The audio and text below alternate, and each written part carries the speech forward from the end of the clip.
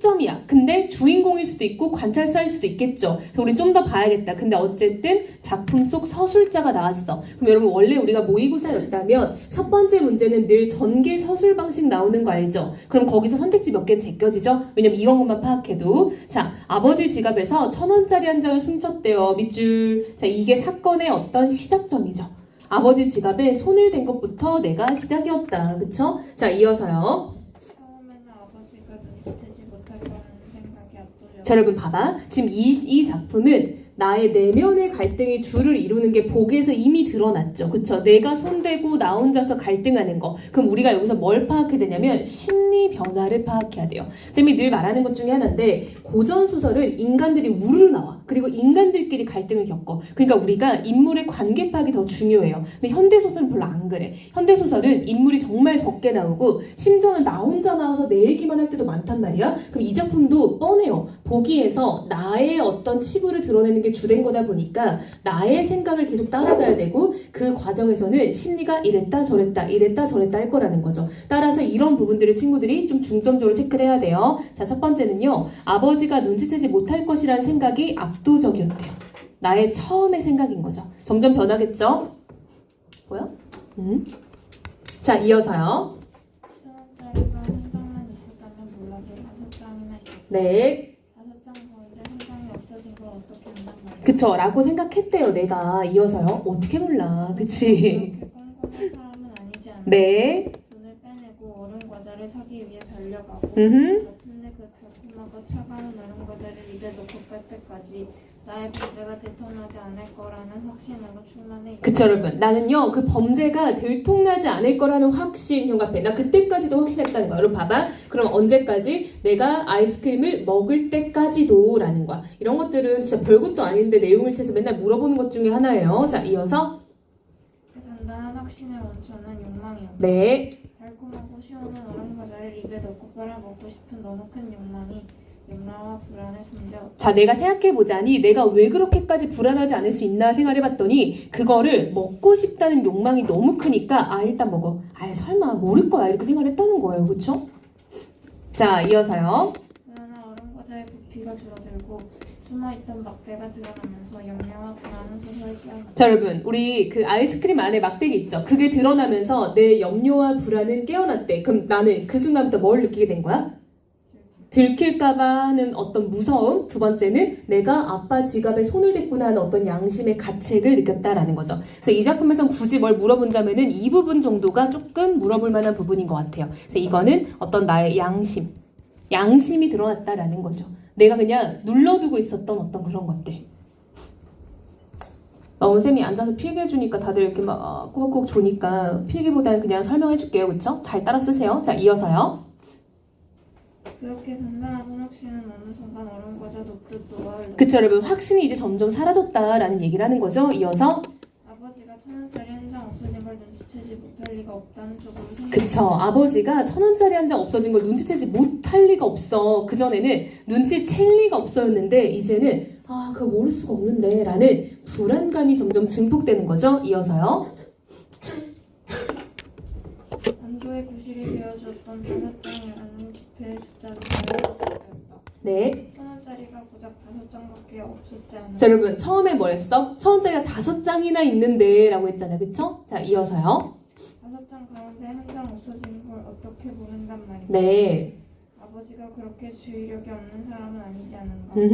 얼음이 녹아 손등으로 흐르고 얼음 속에 숨어있던 동그란 막대가 거의 다 드러날 때쯤 얼음 과자는 내 입안에서 다만 얼얼할 뿐 더 이상 아무것도 되지 않았다. 자, 여러분 보세요. 자, 마지막 부분으로 흘러갈수록 지금 이 사람의 어떤 내면의 갈등은 점점 심해지고 있죠. 계속 의문형으로 자신에게 물음을 던지면서 아빠가 그걸 모를 리가 없는데 내가 왜 그랬지? 라고 계속 생각이 뻗쳐나가고 있는 거죠. 자, 의문형 문장이 계속해서 진행이 되면서 본인의 어떤 내면의 갈등이 증폭되고 있는 과정을 계속 보여주고 있어요. 진짜 별거 없죠. 그쵸? 그냥 사건이라고는 내가 아빠 지갑에 손댔다. 그게 끝이야, 사실은. 그쵸? 자, 잊고 있었던 두려움이 서서히 몰려왔다. 여러분, 형광펜 두려움이요. 이제 두려움이 커졌대요. 그쵸? 자, 체이 읽어볼게요. 막대를 빨고 있는 내 모습을 본 친구는 나갔더니 어디서 와서 그걸 사먹느냐고 물어볼 때 내 얼굴을 새하얗게. 여러분, 내 얼굴은 하얗게 질렸다. 이런 거 이제 우리 굳이 말하지 않아도 간접 제시, 그쵸? 장면적 제시, 극적 제시, 쇼잉, 그쵸? 혹은 이런 것도 다른 말로는 비언어적 표현 뭐 이런 것도 가능하겠죠, 그쵸? 나의 어떤 당황함이라고 처리하면 되겠죠. 적어볼까? 당황함, 그쵸? 우리 얼굴이 하얗게 질리는 거는 놀람, 당황함 이런 거죠. 자, 이어서요. 너는 고사질을 할 것이다. 네. 아버지가 지갑에 돈이 없어진 사실을 알게 되는 건 시간 문제일 것이다. 음흠. 손에 들고 있는 얼음 가서의 막대가 몽둥이처럼 여겨져서 나는 얼른 길바닥을 걸었다. 그치를 봐봐. 지금 내 손에 있던 그 아이스크림의 막대가 몽둥이처럼 여기서 나는 얼른 길바닥에 버렸대, 여러분. 우리가 몽둥이라는 것 자체가 형벌인 거잖아. 즉 내가 죄의식을 되게 크게 느끼고 있다라는 거죠. 그쵸? 이어서요. 그러자 이내 학교 선생님과 같은 반 친구에게 품었던 것과 같은 바람이 자연스럽게 됐다. 자, 여러분 현관펜 별표. 그러자 이내 학교 선생님과 같은 반 친구에게 품었던 같은 바람이 자연스럽게 되살아났대요. 그럼 나는 이런 생각이 처음이 아니다라는 거 알 수 있겠죠. 이어서요. 상습이야 얘.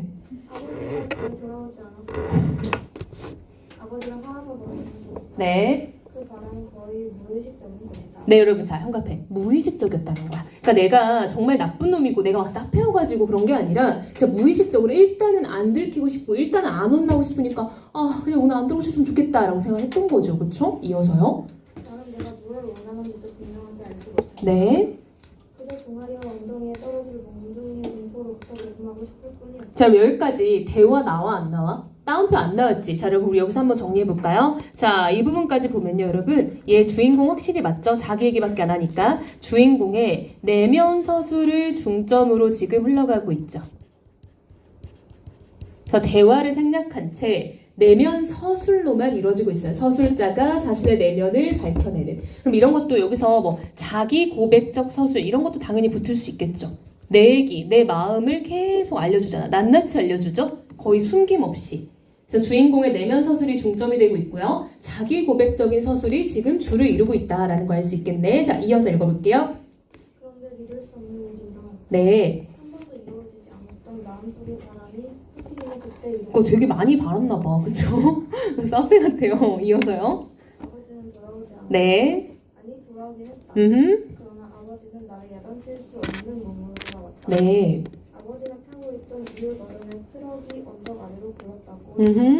아버지는 술에 취한 상태였고 운전을 한 이웃 역시 취한 상태였다. 네. 아버지가 취한 것은 괜찮지만 운전자가 취한 것은 괜찮지 않다. 그쵸. 음주운전이잖아요.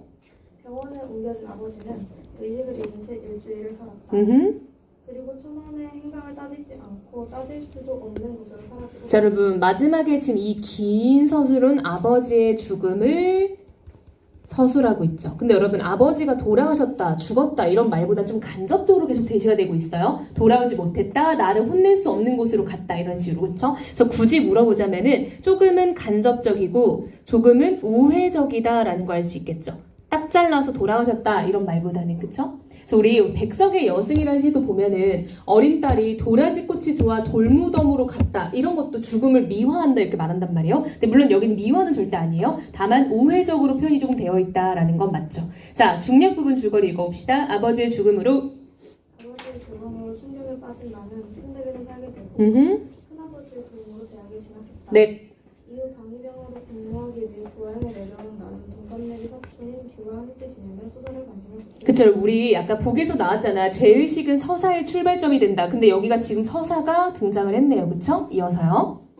내 신경의 어떤 부분을 건드린 것은 소설 속의 소설가, 나아가 그 소설을 쓴 소설가가 그 지루하고 장황한 자기 변명을 끈질기게 되풀이 함없이 얻어내려 하고 있는 마침내 얻어낼 수 있는 효과예요. 자, 여러분 굳이 따지자면은 이 작품은 여기 뒷부분이 굉장히 중요할 것 같아요. 금방 그 중략 부분 줄거리 이후. 그쵸? 여기 앞에서 우리 소설에 대해서 얘기하는 이 장면부터가 좀 중요한 장면이 될 것 같아요. 자, 마저 읽어볼게요.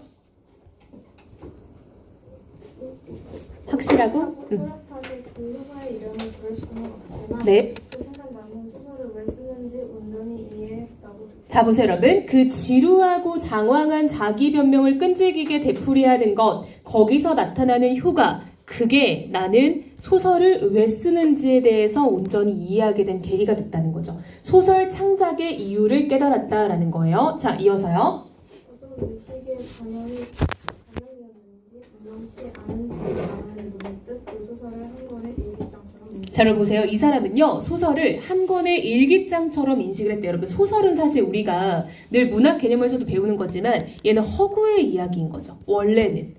그리고 여러분, 일기장은 우리 대표적인 교술갈래잖아요. 그쵸? 일기가 수필의 가장 쉬운 예시잖아. 교술갈래는 실제 체험을 쓰는 거란 말이죠. 그러니까 원래는 허구의 이야기를 적는 소설을 나는 실제 체험을 적으면서 뭔가 고백하고 토로하는 어떤 그런 장으로 나는 여겼다라는 거죠. 원래 소설은 허구의 이야기인 건데, 그쵸? 자, 이어서요. 아마도 소설가는 따로 일기를 쓰지 않겠구나. 모두 이 소설가는 따로 일기를 쓸 필요가 없겠구나 하는 생각이 여름 한낮 폭우가 쏟아질 느닷없이 그야말로 보이죠. 자, 별표 여러분, 나는 소설 쓰기의 이유에 대해서 지금 생각을 하고 있죠. 소설 쓰기의 효과를 어떻게 표현했어? 비유적으로, 그쵸? 어떤 깨달음을 내가 얻었다라는 거를 지금 여름 한낮에 폭우가 쏟아지듯 무슨 법이야? 지규법, 그렇지. 이런 비유적 표현을 통해서 지금 드러내고 있죠. 그러니까 내가 깨달음이 번개처럼 찾아왔다, 뭐 이런 느낌인 거잖아, 그쵸? 소설 쓰기의 효과나 깨달음을 내가 느꼈대요. 이어서요. 폭우는 조금 더 쏟아졌다. 그 말은 즉슨 나에게 더 뭔가 울림을 줬다라고 볼 수 있겠죠? 이어서. 나는 낡은 일기장을 버리고 새 일기장을 가지고 싶어졌다. 네. 그것은 매우 당황스러운 충동이었다. 생각해보지 못한 의외의 열망에 사로잡혀서 나는 무언가를 끼적이기 시작했다. 네. 그것이 소설이 된다는 생각은 하지 않았다. 그쵸. 나는 소설을 쓴다고 생각도 안 했는데 뭔가 열심히 쓰고 있었다는 거고, 여러분. 자, 여기 보세요. 낡은 일기장은 진짜 레알 일기장을 말하는 거야. 나의 진짜 일기장. 내가 정말 이제껏 써왔던 진짜 일기장을 의미하는 거예요. 그리고 새 일기장이라는 거는 소설을 쓰는 그런 일기장, 즉 노트를 말하는 거다라고 볼 수 있어요. 그래서 나는 이제까지 내가 쓰고 있던 일기장을 버리고 새로운 일기장을 가지고 싶었다. 자, 이어서요. 소설이 아니라 일기, 새로운 방식의 일기를 쓴다는 의식에 들려 있었을 뿐이었다. 네. 나는 우선 숙제를 하지 않은 날 아침 담임 선생님이 아파서 학교에 나오지 못하거나 갑작스럽게 전근을 가는 상황을 작년부터 써나갔다. 걔 상습이죠, 그쵸? 맨날 자기가 뭐 안 하면은 그 사람이 안 나왔으면 좋겠다, 없었으면 좋겠다, 그런 것부터 시작을 했대요. 이어서. 학교 앞 가게에서 구슬 몇 개를 훔치는 이야기도 썼다. 네. 우연히 눈이 마주친 같은 반 친구의 눈빛에서 시작된 걷잡을 길 없는 불안과 두려움에 대해서도 썼다. 자, 그럼 보니까요, 여기서 언급된 이런 경험들이 다 어떤 경험인 것 같아? 이걸 일반화하자면 내가 마주하고 싶지 않았던 어떤 장면들인 거죠. 즉 내가 살면서 잘못 생각했던 것들, 즉 보기에 의하면 죄의식과 관련된 부분이겠죠.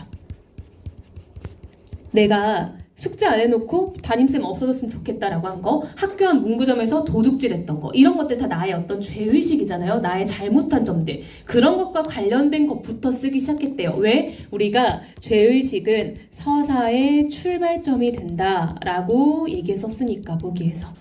그쵸? 이 부분이 딱 그런 부분에 해당하는 거죠. 자, 이어서요. 그가 우리 반 반장은 부동산이래요 하고 떠들고 다니는 장면이 머릿속에서 반복적으로 영사되는 바람에 비칠 것 같다. 네. 어떤 일인지 그는 그런 소문을 퍼뜨리지는 않았다. 음흠. 그런데도 불안은 사라지지 않았다. 오히려 언제 부르는 소리를 듣게 될지 모른다고 생각하니까 마음이 더 불안하고 무서워. 저를 보세요. 여기 점점점점점으로 시작하는 부분은 내가 썼던 소설을 인용하는 부분이에요. 내가 그래서 그 당시에 새 일기장, 즉 소설 노트에다가 뭘 쓰기 시작했냐? 이 부분을 쓰기 시작했다는 거야. 그래서 이 점점점점부터 여러분, 자 오른쪽 넘어오면은 이루어지지 않았다. 여기 점점점점 보이죠? 여기까지가 다 인용이에요. 점점점점부터 점점점점까지가 내가 쓴 소설을 인용하는 거예요. 자, 좀 더 읽어볼게요.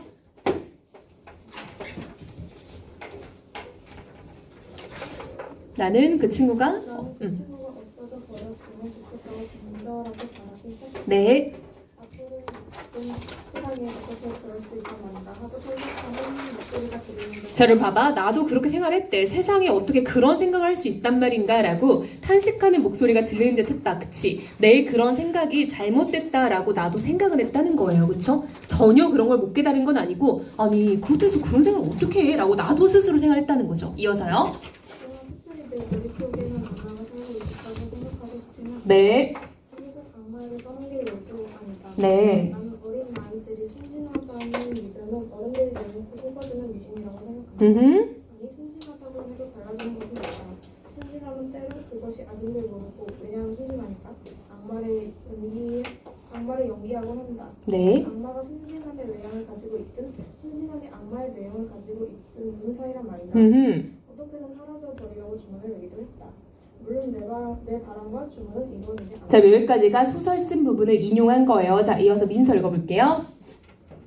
나는 밤에 쓰고 아침에 출근했다. 지난번에 쓴 글을 다음날 밤에 지우고 다시 쓰는 일을 반복했다. 되게 열정적이죠, 그쵸? 이어서 어떤 부분은 10번 더 고쳤었다. 네. 중간에서 지우고 처음부터 다시 시작하기도 했다.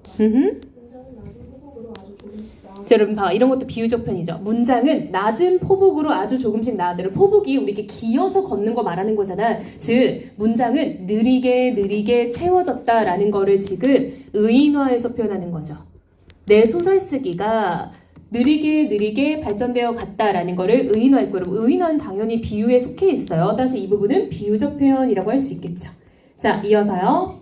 문장을 쓰는 동안 내 안에서 드러내려는 욕구와 은폐하려는 욕구가 치열하게 싸운다는 걸 나는 알아. 여러분 이 부분 역시 보기에서 언급됐던 부분이죠. 나를 드러내고 싶은 것과 근데 이걸 누가 봤을 때 나를 누가 욕하면 어떡하지 하는 마음도 분명 들 거 아니에요. 그쵸? 이어서 문장들은 서로 부딪히고 충돌하고 갈등했다. 네. 그 때문에 모순에 가득 찬 피투성이의 문장들이 만들어졌다. 여러분 모순에 가득한 피투성이의 문장이 만들어진 이유는 뭐겠어? 앞서 말했던 것처럼 드러내려는 욕구와 은폐하려는 욕구가 서로 모순적으로 중첩이 됐기 때문에 그러는 거죠. 이어서 앞에 쓴 문장을 덮기 위해 새로운 문장을 고르는 식의 글쓰기는 진을 빼는 작업이었다. 네. 나는 피곤과 수면 부족과 허기 때문에 고통스러웠지만 이해할 수 없는 과학적 열망에 붙들려 끈질기게 문장들을 써왔다. 그쵸 여러분 과학적 열망 즉 나는 뭔가 이 소설을 통해서 내가 풀어낼 수 있다라는 그 생각에 나조차도 막 들뜬 마음으로 썼다는 거겠죠. 자 무엇에 신 것 같은 시절이었다라고 회상하는 느낌이죠. 내가 처음 소설 쓰기를 시작했을 때를 회상하는 느낌으로 지금 끝맺었죠. 자 우리 앞에 가서 정리하고 넘어갑시다. 자 해제 읽어볼게요. 민서 이 작품은 작품은 인간의 어렸던 무의식과 존재한 무의식과 그 죄의식을 해결하는 방식으로서의 소설 쓰기에 대해 말하고 있는 시입니다. 네. 이 작품에서 나의 죄의식은 크게 두 가지 방향으로 전개된다. 하나는 아버지의 죽음에 관한 죄의식이고 네. 사촌인 뒤에 몫을 가르쳤다는 죄의식. 근데 이 부분이 이제 우리 작품엔 드러나 있지 않는 거죠. 그렇죠? 우리 모고 기출에는 자 이어서 나는 소설 쓰기를 통해 과거의 기억을 불러내 무의식 속에 억눌려 있던 상처를 마주하고 죄의식의 근원을 제어하면서 자기 고백을 통해 자기 전환을 경험하게 된다. 네. 이 작품은 관념과 현실을 넘나들며 인간의 내면을 통해 소설 쓰기의 본질을 보여주었다는 평가를 받고 있다. 네, 여러분. 자, 이 작품은 관념과 현실을 넘나들면 관념은 내 머릿속 세상을 말하는 거야. 그쵸? 관념이라는 거는 나의 머릿속의 뭉게. 즉, 나의 내면과 현실은 내 그 현실 그 자체를 말하는 거야. 한마디로 내면 서술이 굉장히 치열하게 담겨 있다라는 말을 어렵게 표현한 거예요. 자, 이어서요. 제시된 지문에서는 아버지의 죽음과 관련된 죄의식, 그로 인한 내적 갈등과 이것에서 벗어나려는 나의 치열한 심리를 진솔하게 보는 그쵸, 여러분. 진솔하게 별표. 그쵸? 있는 그대로 솔직하게 말해주고 있죠. 그쵸? 이어서. 소설 쓰기가 허구의 사건을 바탕으로 이루어지는 것이 아닌 자신이 겪었던 실제 경험을 담아내는 것임을 깨닫게 너무 나의 내적 갈등은 더욱 고조된다. 근데 이건 이 사람만의 생각이긴 해요. 그쵸? 우리가 모든 소설을 실제 체험으로 간주하면 큰일 나겠지. 그치? 이어서요. 아버지의 지갑에서 돈을 훔친 일, 담임 선생님과의 일, 같은 반 친구와의 일 등 자신의 내면에 존재했던 죄책감을 소설로 발현하며 자신의 잘못을 온전히 드러내려는 욕망과 이를 은폐하려는 욕망 사이에서 갈등을 겪는다. 어우 래퍼인데요? 그쵸? 자 이만큼 혀카페 이거 우리 그냥 계속 반복됐죠? 이건 솔직히 한 10번 나온 것 같아요. 그치? 이어서요. 나에게 익숙해 소설을 쓰는 것은 문장을 통해 자기 변명을 하고 자신의 죄의식에 대해 고백하며 자기 전환을 할 수 있는 방법. 그쵸 여러분 자기 변명이자 나의 죄의식을 고백하는 장이자 그렇게 해서 내가 자기가 정화되는 장이었다라는 거죠. 자 그렇기 때문에 나는 소설을 쓰는 행위를 일기를 쓰는 행위라고 느끼게 된 거래요. 이러한 과정 때문에 그쵸? 나를 토로하는 과정이 있으니까 소설이 일기 같았다라는 거예요. 아, 솔직히 나올 가능성 진짜 없어 보이죠? 자 넘어와서 최명희의 쓰러지는 빛 봅시다. 솔직히 이것도 뭐 나올 가능성 많아 보이진 않아요. 그쵸? 자 우리 민서 보기 한번 읽어볼게요. 집에 대한 정서적 관념은 집의 구조, 주변 환경, 거주 기간 등의 요인에 따라 다를 수 있다. 이건 너무 당연한 거 아니야? 예를 들면 내가 지금 이사를 갔어? 처음에 너무 마음에 들었어. 양재 좀 바로 앞인 거야. 진짜 딱 이렇게 복도를 나오면 바로 양재 쫙 보여. 벚꽃 쫙 펴있고 가을에 단풍 쫙 펴있어. 그냥 딱 며칠 살았더니 주차가 개판인 거야. 그치? 그러니까 이제 집을 생각하면 어떻게? 주차, 스트레스 이렇게 되는 거지. 당연한 거죠. 집에 대한 정서적 반응은 구조, 주변 환경, 거주 기간에 따라 달라지는 거. 처음엔 좋았지만 지금은 지옥. 그쵸? 자, 이어서요. 자신이 거주하는 집에 대해 외부와 관계를 맺으며 충분한 시간 동안 쌓은 경험들은 현재 살고 있는 집에 대한 정서를 형성하는 데 영향을 주고 네. 다른 낯선 공간에 대한 정서적 반응에 영향을 주기도 그쵸. 그러니까 쌤은 이제 어딜 갔을 때 주차장이 넓은 집을 보면 "헉, 너무 좋다. 이런 생각이 들 거 아니야. 그치? 왜? 내 집에 대한 경험 때문에. 그쵸? 이어서요.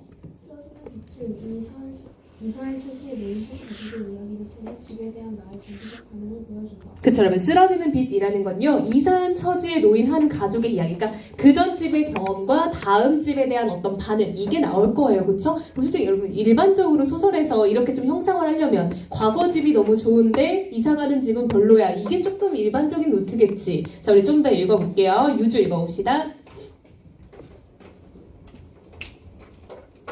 밤이 깊어지면 시장 안의 가게들은 하나씩 문을 닫고 길가에 리어카를 놓고 팔던 상인들은 제각기 과일이나 생선을 채소들을 끌고 다리 위로 올라오는 여러분, 어떤 마을의 일상적인 풍경을 지금 제시하면서 소설이 시작이 되었죠? 이어서 그 모양을 이만큼에 서서 흔들리는 버드나무 가지 사이를 바라보면 리어카마다 켜져 있는 카바이드 불빛이 마치 난간에 무슨 꽃 등불을 달아놓은 것처럼 보여요. 자, 여러분, 여기까지는요, 내가 살던 동네에 대한 어떤 묘사라고 할 수 있겠죠. 자, 서술자라고 하지 말고 인물이라고 할게요. 자, 인물이 사는 동네에 대한 묘사라고 할 수 있겠죠. 좀 감각적이죠? 시각적인 것도 두드러지고, 그쵸? 레알 장면 묘사 위주로 지금 흘러왔죠. 자, 이어서요. 돈이 없어도 염려가 안 되는 곳. 그 사람들은 대부분 어머니를 알았다. 모르는 사람들도 곧 알게 되었다. 네. 벼 오동집 아주머니, 오동나무 아주머니 이렇게 어머니를 불렀다. 그대로 봐봐. 돈이 없어도 염려가 안 되는 곳. 그 사람들은 대부분 어머니를 알았다. 모르는 사람도 곧 알게 되었다라고 해서 초반부는 여러분 이 동네의 어떤 외향적인 묘사였다면 이 부분은 동네의 어떤 특성을 보여주는 거죠. 그곳은 돈이 없어도 사는데 걱정이 없고요. 그곳은 사람들이 서로서로 대부분 친하고 알고 있는 사이, 즉 뭔가 친밀한 관계가 오가는 곳이라고 볼 수 있겠죠. 자, 그때 우리 엄마는요, 오동나무 아주머니, 벽오동집 아주머니라고 하는 걸 보니까 우리 집에 뭔가 오동나무랑 관련된 게 있는 거죠. 그쵸? 이어서요. 어느새 나무는 그렇게도 하늘 높이 자라서 저기만큼 걸린 매국구 다리목에서도 그 무성한 가지와 잎사귀를 올려다볼 만큼 되었다. 그쵸. 아, 진짜 나무네요. 이어서. 거기다가 우리 집에서 날아간 우동나무 씨앗이 밭깃집에 떨어져 살아나고 어느 해 바람에 불렸는지 그보다 더 먼 건너집에도 심지 않은 우동나무가 저절로 자라나게 됐다. 네. 그래서 나는 속으로 우리 동네를 벽오동촌이라고 별명했다. 자, 여러분 나왔죠. 별표 1인칭 서술자네요. 그쵸? 1인칭 서술자. 자, 이어서요. 그것이 어쩌면 이 가난한 동네의 한 호사였는지도. 그럼 여기까지만 읽었을 때도 대화 많이 없죠. 여전히 또 내면서 들죠. 이거 완전 현대소설의 그냥 좀 전형적 특징이에요. 요즘에 출제된 현대소설 거의 다 이래요. 이게 우리가 어쨌든 근래 기출을 보는 거니까. 자, 이어서. 아버지가 어머니와 혼인하시고 작천에 친정 어머니를 남겨두신 채 신행 후에 전주로 돌아와 맨 처음 터를 잡은 곳이 바로 이 천주. 아, 그럼 봐봐. 내가 이 동네에 어떻게 오게 됐냐라고 봤더니 엄마 아빠가 결혼하고 얼마 안 돼서 터를 잡은 곳이 바로 여기인 거야. 그럼 나도 여기서 태어났겠네. 이어서요.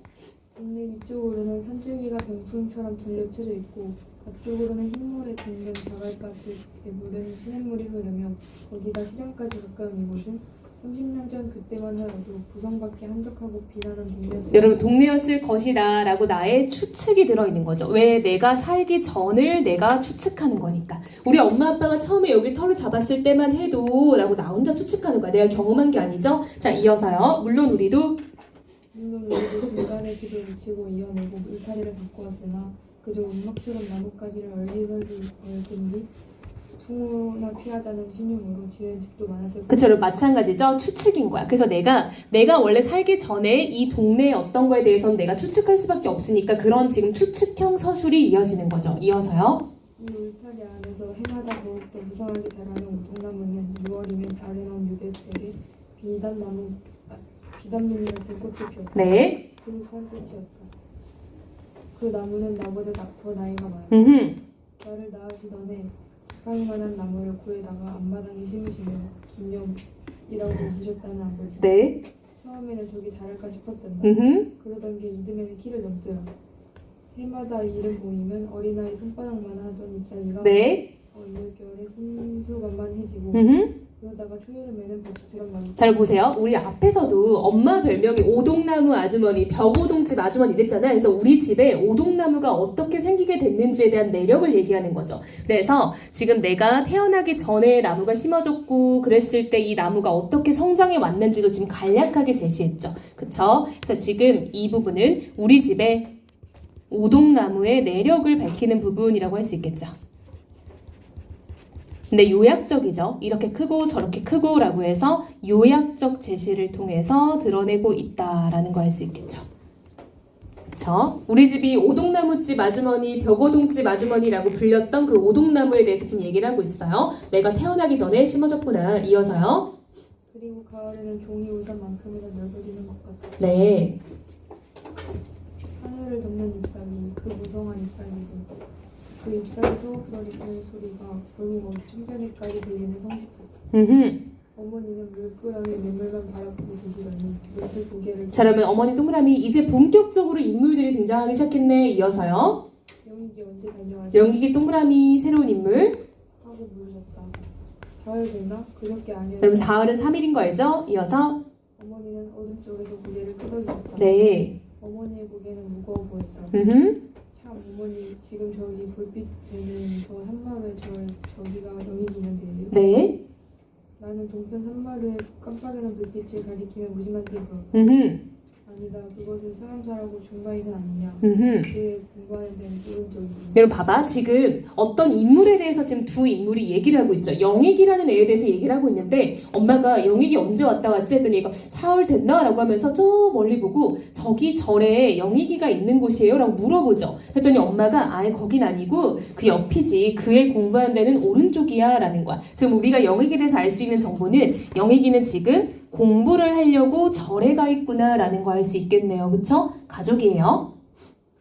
자, 그럼 봐봐. 쌤이 여기다 또 지금 파란색 형광펜을 쳐놨어요. 안 보이네. 그쵸? 자, 어둠 속에서 고개를 끄덕이셨다. 어머니의 고개는 무거워 보였다. 자, 이 부분 한번 형광펜 쳐볼까요? 자, 그럼 봐봐. 지금 전반적인 분위기가 다운됐어요. 그쵸? 앞에서는 그냥 마을 얘기하고 뭔가 시원한 느낌 이런 거였는데 엄마가 영익의 얘기를 꺼내면서 어둠 속에서 고개를 끄덕였다라든지 엄마가 고개가 무거워 보였다라든지 어떤 부정적인 서술이 이어지고 있다라는 거 보이죠? 세모 이렇게 쳐놓을까요? 그쵸? 지금 분위기 갑자기 다운됐고 자 이어서 마저 읽어볼게요. 기인봉 중턱에 있는 저기가 맞아요? 여기는 잘 보이시는 거 없는 거. 네. 그러면서 어머니는 눈을 들어 어두운 밤하늘에 뚜렷한 금을 긋고 있는 홍수에게를 바라보셨다. 네. 산은 검고 빛. 그쵸. 형광펜. 산은 검고 깊었다. 역시 부정적인 느낌의 서술 지속되고 있어요. 그쵸. 자 이어서요. 동생 영희는 벌써 2년째 그 산속의 절에서 서북고시를 준비하고 아 여기 나왔네. 영익이는 정보. 이거 봐봐. 우리 보통 이럴 때 문제 어떻게 나와? 자 이런 부분에다가 또 대괄호 치겠죠. 여기다 대괄호 쫙 쳐가지고 A라고 박아놓고 인물들의 대화를 통해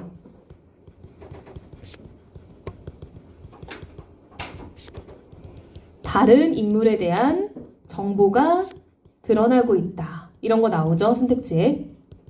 그래서 친구들이 약간 이런 부분을 읽었을 때 뭔가 이런 선택지가 딱딱딱 연상되면은 아 이제 좀 문제를 많이 풀었고 공부를 좀 많이 했구나 라고 생각할 수 있을 것 같아요. 그래서 이런 부분에서는 인물들의 대화를 통해 다른 인물에 대한 정보가 드러난다. 뭐 숨겨진 면모가 드러나고 있다. 뭐 이런 식으로 나올 수 있겠죠. 숨겨진 면모 좀 너무 거창하긴 해. 그치? 자 이어서요. 사시 공부하고 있대요. 그는 말이 없고 우락대가 많았다. 네. 그리고 그저께 집에 내려와 이사 날짜가 내정되었다는 말을 듣고는 아무런 없이 고개를 떨어뜨리더니 내가 하고 무슨 말을 이르다 말고 그냥 하늘로 올라가. 자, 그는 말이 없고 우울한 때가 많았다. 산은 걷고 깊었다. 영감펜. 여러분 이런 것들 다 어떤 이 부분 영익이에 대한 이야기가 지금 등장하면서부터 다운된 서술의 분위기가 드러나죠. 자, 이어서 민선 읽어볼게요. 그때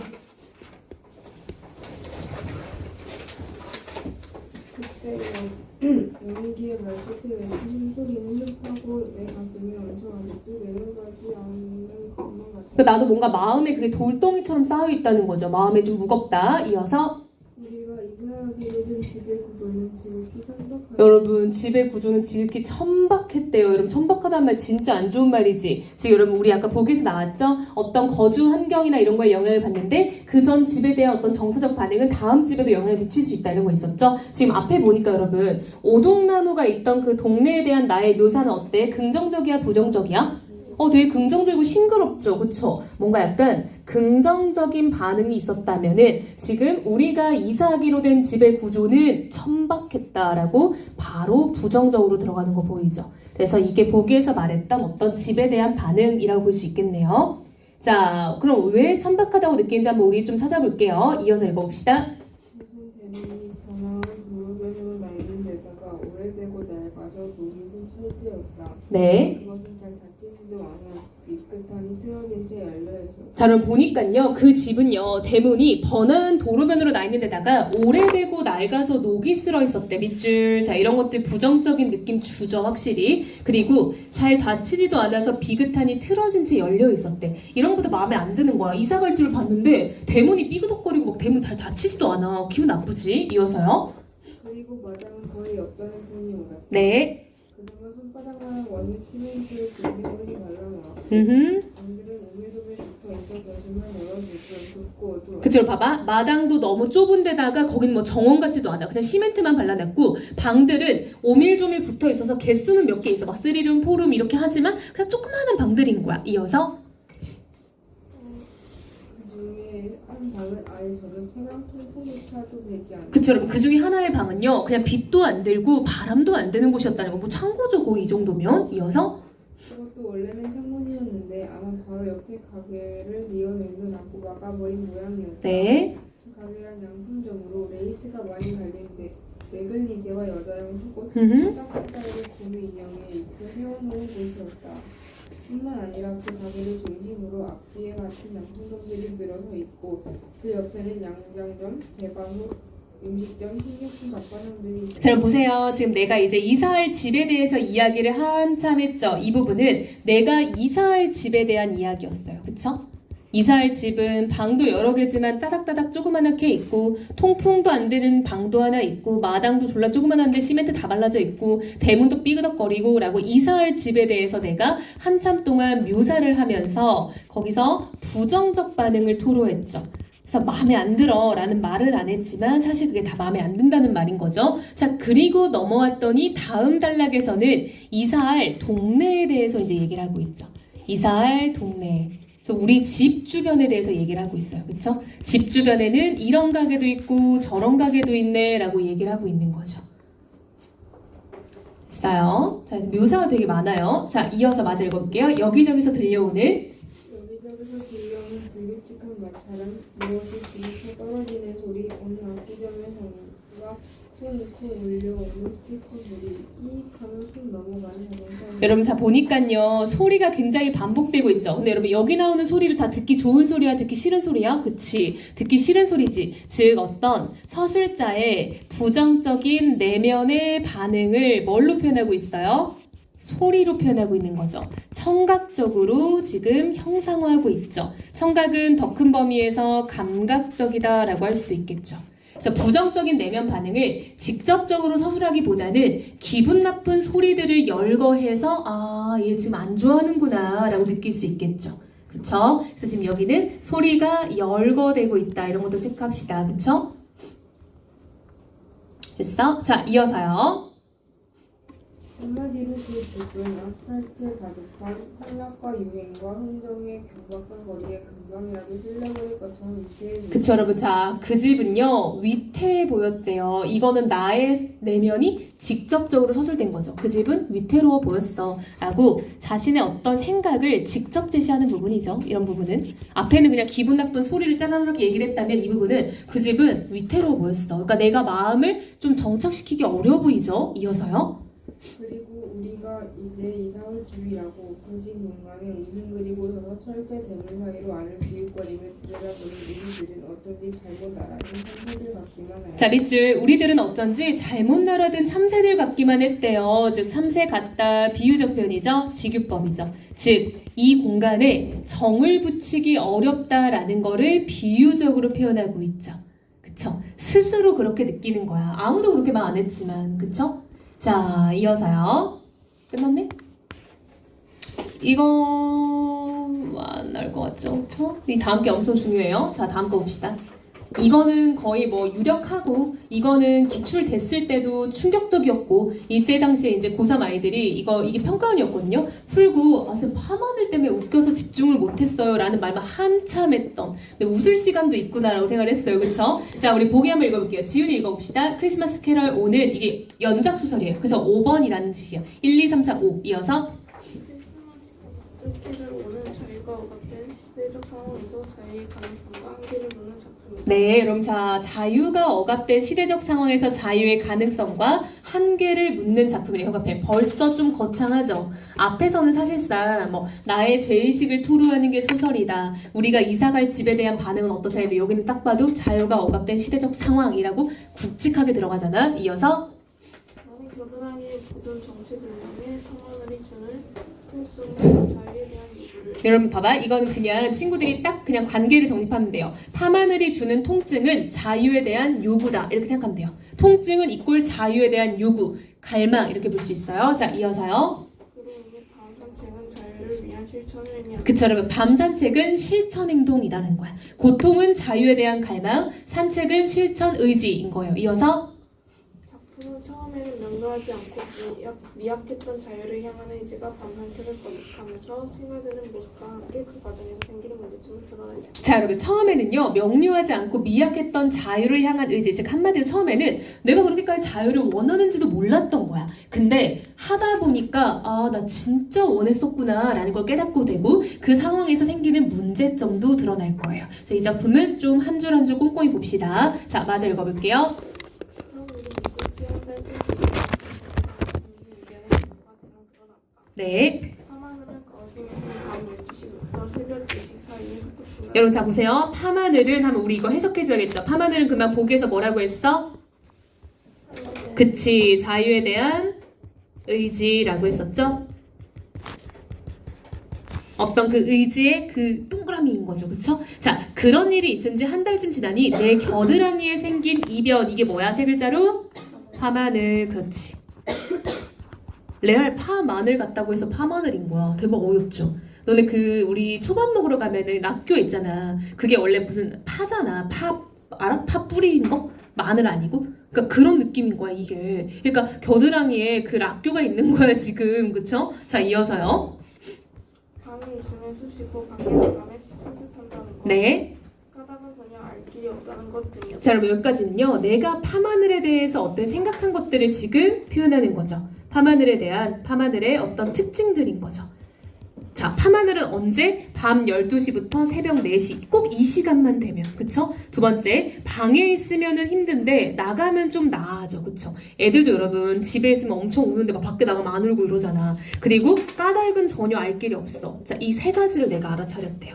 밤하늘에 대해서 지금 알아낸 게 세 가지 정도가 있어요. 그쵸? 자, 의사는 회사는 나에게 전혀 이상이 없다고 잘라 말했다. 네. 그리고 그를 그 시간에는 내 겨드랑이는 멸종했기 때문에 그쵸, 여러분. 그 시간에는, 즉 의사가 진료를 볼 수 있는 낮 시간에는 증상이 없어. 그치? 자, 이 의사를 만나러 왔던 그 시간은요, 낮 시간이겠죠? 낮 시간대에는 증상이 없다라는 걸 알 수 있겠죠. 자, 이어서요. 그때부터 나의 괴로움은 비롯되었다. 하마늘은 전혀 불규칙한 사이를 두고 튀어나왔다. 네. 매니트를 쑤시는가 하면 한 일찍의 소식을 끊고 하는 것이었다. 하루 이틀이지 이렇게 줄곧 밖에서 세운다는 것은 못하겠다. 그쵸, 여러분. 줄곧 밖에서 세운다는 것은 무슨 말이야? 얘가 밖에 나가면 파마늘이 좀 덜하니까 밖에 나가서 막 고통을 달래는 거야. 근데 노숙자도 아니고 맨날 밖에 살 수는 없잖아. 그치? 이어서요. 마음을 재질이면서 꼭 도둑놈처럼 뜰의 어느 구석에 숨어서 밤을 지내야 했기 때문이다. 네. 그런 생활이 두절씩 접어들어 때 나는 견디다 못해서 방을 넘어서 밖으로 나가고. 자, 이제는 내 집 바깥으로 아예 나가게 됐다는 거야. 2달째 접어들었을 때. 이어서 그랬더니 참으로 이상한 일도 다 있었다. 뜰에 나와 있어도 가끔 뜨끔거리고 손을 대보면 미열이 있다는 것이 거리를 거니게 되면서는 아주 깨끗이 표현하고. 자, 그럼 보세요. 뜰 박스, 거리 박스 연결해 볼까요? 자, 내가 집 안에 있을 때는 고통이 있었죠. 그쵸? 자, 여기 방 박스 쳐볼게요. 자, 방에 있을 때는 고통스러웠어. 근데 내가 그거를 마당인 뜰에 나오면 좀 나아졌어. 근데 이제는 2달이 넘어가니까 뜰에서도 그게 다 고통이 회복이 안 돼. 그래서 거리까지 나왔어. 그래서 점점 나의 어떤 범위가 확장되고 있다라는 거 보이죠. 그쵸? 내가 점점 밤하늘로 인해서 이렇게 나가는 범위가 점점 커지고 있어. 그쵸? 자, 이어서요. 이렇게 되면서 독자들은 곧 짐작이 갔겠지만 문제가 생겼다. 여러분 봐봐. 이렇게 되면서 독자들은 짐작이 갔겠지만이라고 지금 누구한테 말 거는 거야? 독자한테 말 거는 거죠. 되게 특이하네. 자, 그러면 여기서 지금 나라는 말 나와 안 나와? 나라는 말 나왔어 안 나왔어? 나왔었어. 그럼 얘는 서술자가 1인칭인 거죠. 근데 1인칭 서술자가 독자에게 말을 거는 거잖아. 그치? 이런 거 거의 약간 특이한 기법인 거죠. 독자에게 상호작용하는 느낌을 주는 거죠. 그러니까 우리도 읽다가 띠용 하게 되잖아. 갑자기 나한테 말을 거니까. 그쵸? 자, 이어서요. 내가 의료적인 이유로 산책을 강요당하게 되는 시간이 행정상의 통행 제한의 시간과 의견하게도 겹치는 점이. 자, 그럼 봐봐. 내가 의료적인 이유로 산책을 강요당하게 되는 시간, 말을 되게 어렵게 썼는데 의료적인 이유는 뭐야? 이 증상이 아파서라는 거죠. 즉, 증상을 없애기 위해 산책하는 시간, 이 말을 되게 어렵게 표현한 거예요. 그쵸? 의료적인 이유로 산책을 강요당한다라는 거는 내가 증상을 없애기 위해서 밖을 나다니는 시간, 이런 말인 거야. 근데 그게 우연히도 행정상의 통행 제한의 시간과 겹쳤대요. 여러분, 우리 통행 제한 있어 없어? 현대시대는 있어 없어? 없죠. 친구들 있잖아. 그쵸? 기숙사에서. 그쵸? 근데 우리 현대시대는 없단 말이야. 그럼 이거는 뭐야? 당시 시대상을 알 수 있죠. 당시 군부정권, 독재정권 1970년대쯤에 이거 있었잖아. 통행제한. 그쵸? 딱 내가 나가고 싶은 시간은 하필 나가면 안 되는 시간인 거야. 그러니까 여러분 우리 보기에서 뭐라고 했어? 자유에 대한 어떤 의지라고 했죠. 통행을 제한하는 건 자유가 억압되는 거잖아. 여기 나왔죠. 자유가 억압된 시대적 상황 나왔지. 그럼 이게 바로 전적으로 드러나는 거죠. 시대상을 통해서 지금 자유의 억압의 현실을 보여주고 있다라는 거 우리 알 수 있겠네. 자, 이어서요. 나는 부르주아의 썩은 미덕을 가지고 자, 여기서부터가 친구들이 해석이 안 돼서 많이 틀렸었어요. 평가원 기출 풀 때. 자, 부르주아의 썩은 미덕. 그게 과연 뭘까? 이어서 읽어볼게요. 관청에서 정하는 규칙을 따라야 한다는 것이 그것이다. 자, 그게 뭐다? 관청에서 정하는 규칙은 따라야 하는 것. 그게 나의 부르주아의 썩은 미덕인 거야. 그러니까 나는 조금, 그러니까 엄청 잘 사는 건 아니야. 좀 사는 사람으로서 그냥 국가에서 이렇게 하라고 하는 건 다 지키고 사는 사람이라는 거야, 나는. 이어서요. 12시부터 4시까지는 모든 시민은 밖에 나다닐 수가 있도록 되어 있다. 자, 왜요? 뭐 때문에? 통금이죠. 그렇죠? 통행 제한인 거죠. 자, 이게 우리나라 관청에서 정한 어떤 규칙인 거야. 그렇죠? 통행 제한 규칙인 거죠. 자, 이어서요. 모든 사람이 받아들이는 규칙이니까 페어플레이를 지키는 사람이라면 이것은 소용의 도덕률을 수밖에 없다. 자, 봐봐. 페어플레이를 지키는 사람이라면 이것은 소형의 도덕률일 수밖에 없다. 즉, 페어플레이를 지키는 사람이라면은 누구나 지킬 수밖에 없다. 이런 말이야. 누구나 지킬 수밖에 없는 규칙이라는 거예요. 그러니까 페어플레이를 하는 그런 사람들이라면, 즉 나처럼 부르주아의 썩은 미덕을 가진 사람이라면 당연히 지켜야 돼. 자, 이어서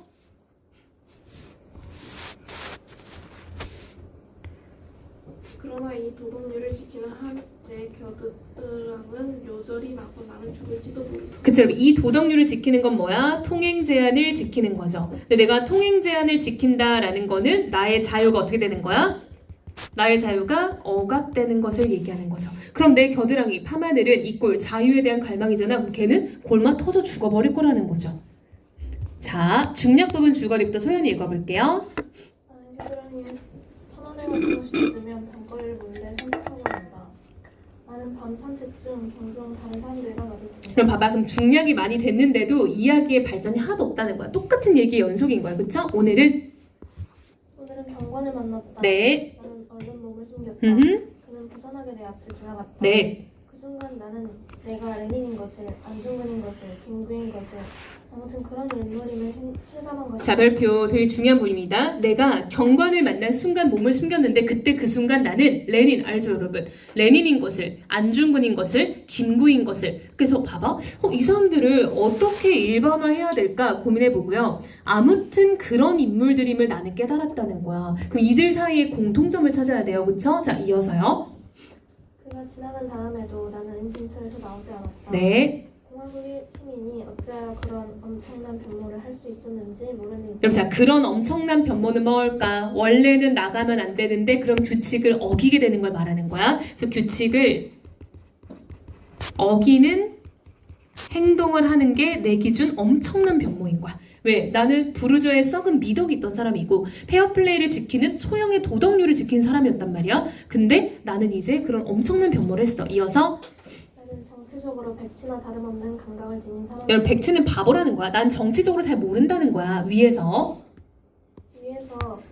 레닌과 김구를 같은 유해 놓은 것만 가지고도 알만해. 그쵸 여러분 레닌하고 김구가 어울리기는 해? 안 어울리지. 근데 내 입장에서는 뭐 비슷한 사람 아니야? 뭐 이런 느낌인 거야 이 사람은. 이어서 그런데 경관이 지나가는 순간에 내가 상경과의 사이는 없고 분명한 사실. 여러분 그 사람들을 왜 나열한 거야? 내 입장에선 이 사람들이 혁명가쯤 이렇게 생각했던 거야. 혁명가.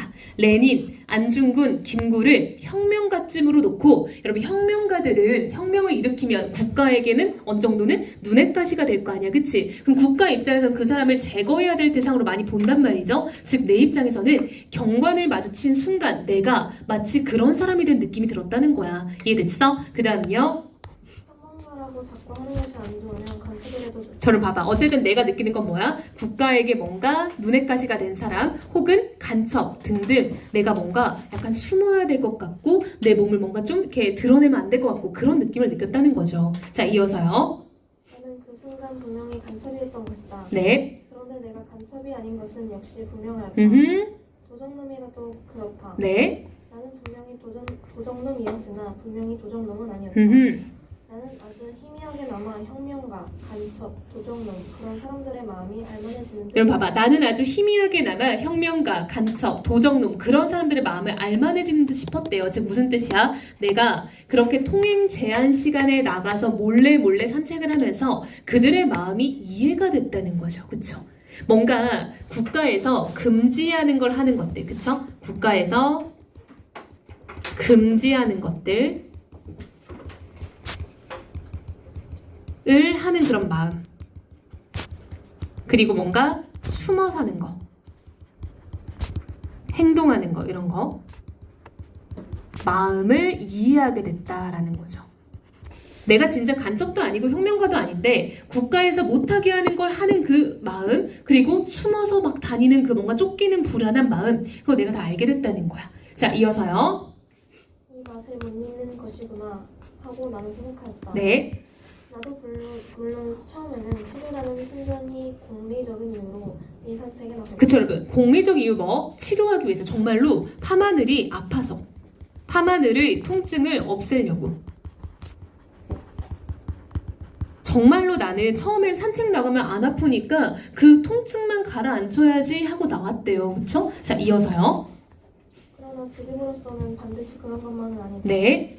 설사 내 겨드랑이의 달걀이 영원히 가버린다 하더라도 이 금지된 산책을 그만둘 수 있을지는 심히 의심스럽다. 자, 그럼 봐봐. 처음에는 아프니까 어쩔 수 없이였는데 이제는 파마늘이 영원히 사라진다 하더라도 내가 이 산책을 그만둘 수 있을지 모르겠다라는 거죠. 즉 이제는 산책 자체에 내가 마음이 쏠린 거죠. 그쵸? 산책 자체. 근데 이 산책이란 건 이꼴 뭐다? 자유의 실현이었잖아. 그쵸? 자유의 어떤 실천이었던 거죠. 그러니까 한마디로 내가 통증이 없어진다 하더라도 자유를 향한 이 실천을 막을 수 있을지 모르겠다라는 거죠. 즉 자유에 대한 갈망은 점점 어떻게 됐다? 어떻게 된 거야? 커졌다라는 얘기를 하는 거죠. 이제는 아프지 않아도 난 나올 수밖에 없는 몸이 된 것 같다라고 느꼈대요. 자, 이어서요. 시작하였다. 노력 반증. 그쵸. 산책의 성격은 뭐였어? 처음에는 의료적인 목적, 공리적인 이유, 나중에는 자유에 대한 열망으로 바뀌었죠. 자, 이어서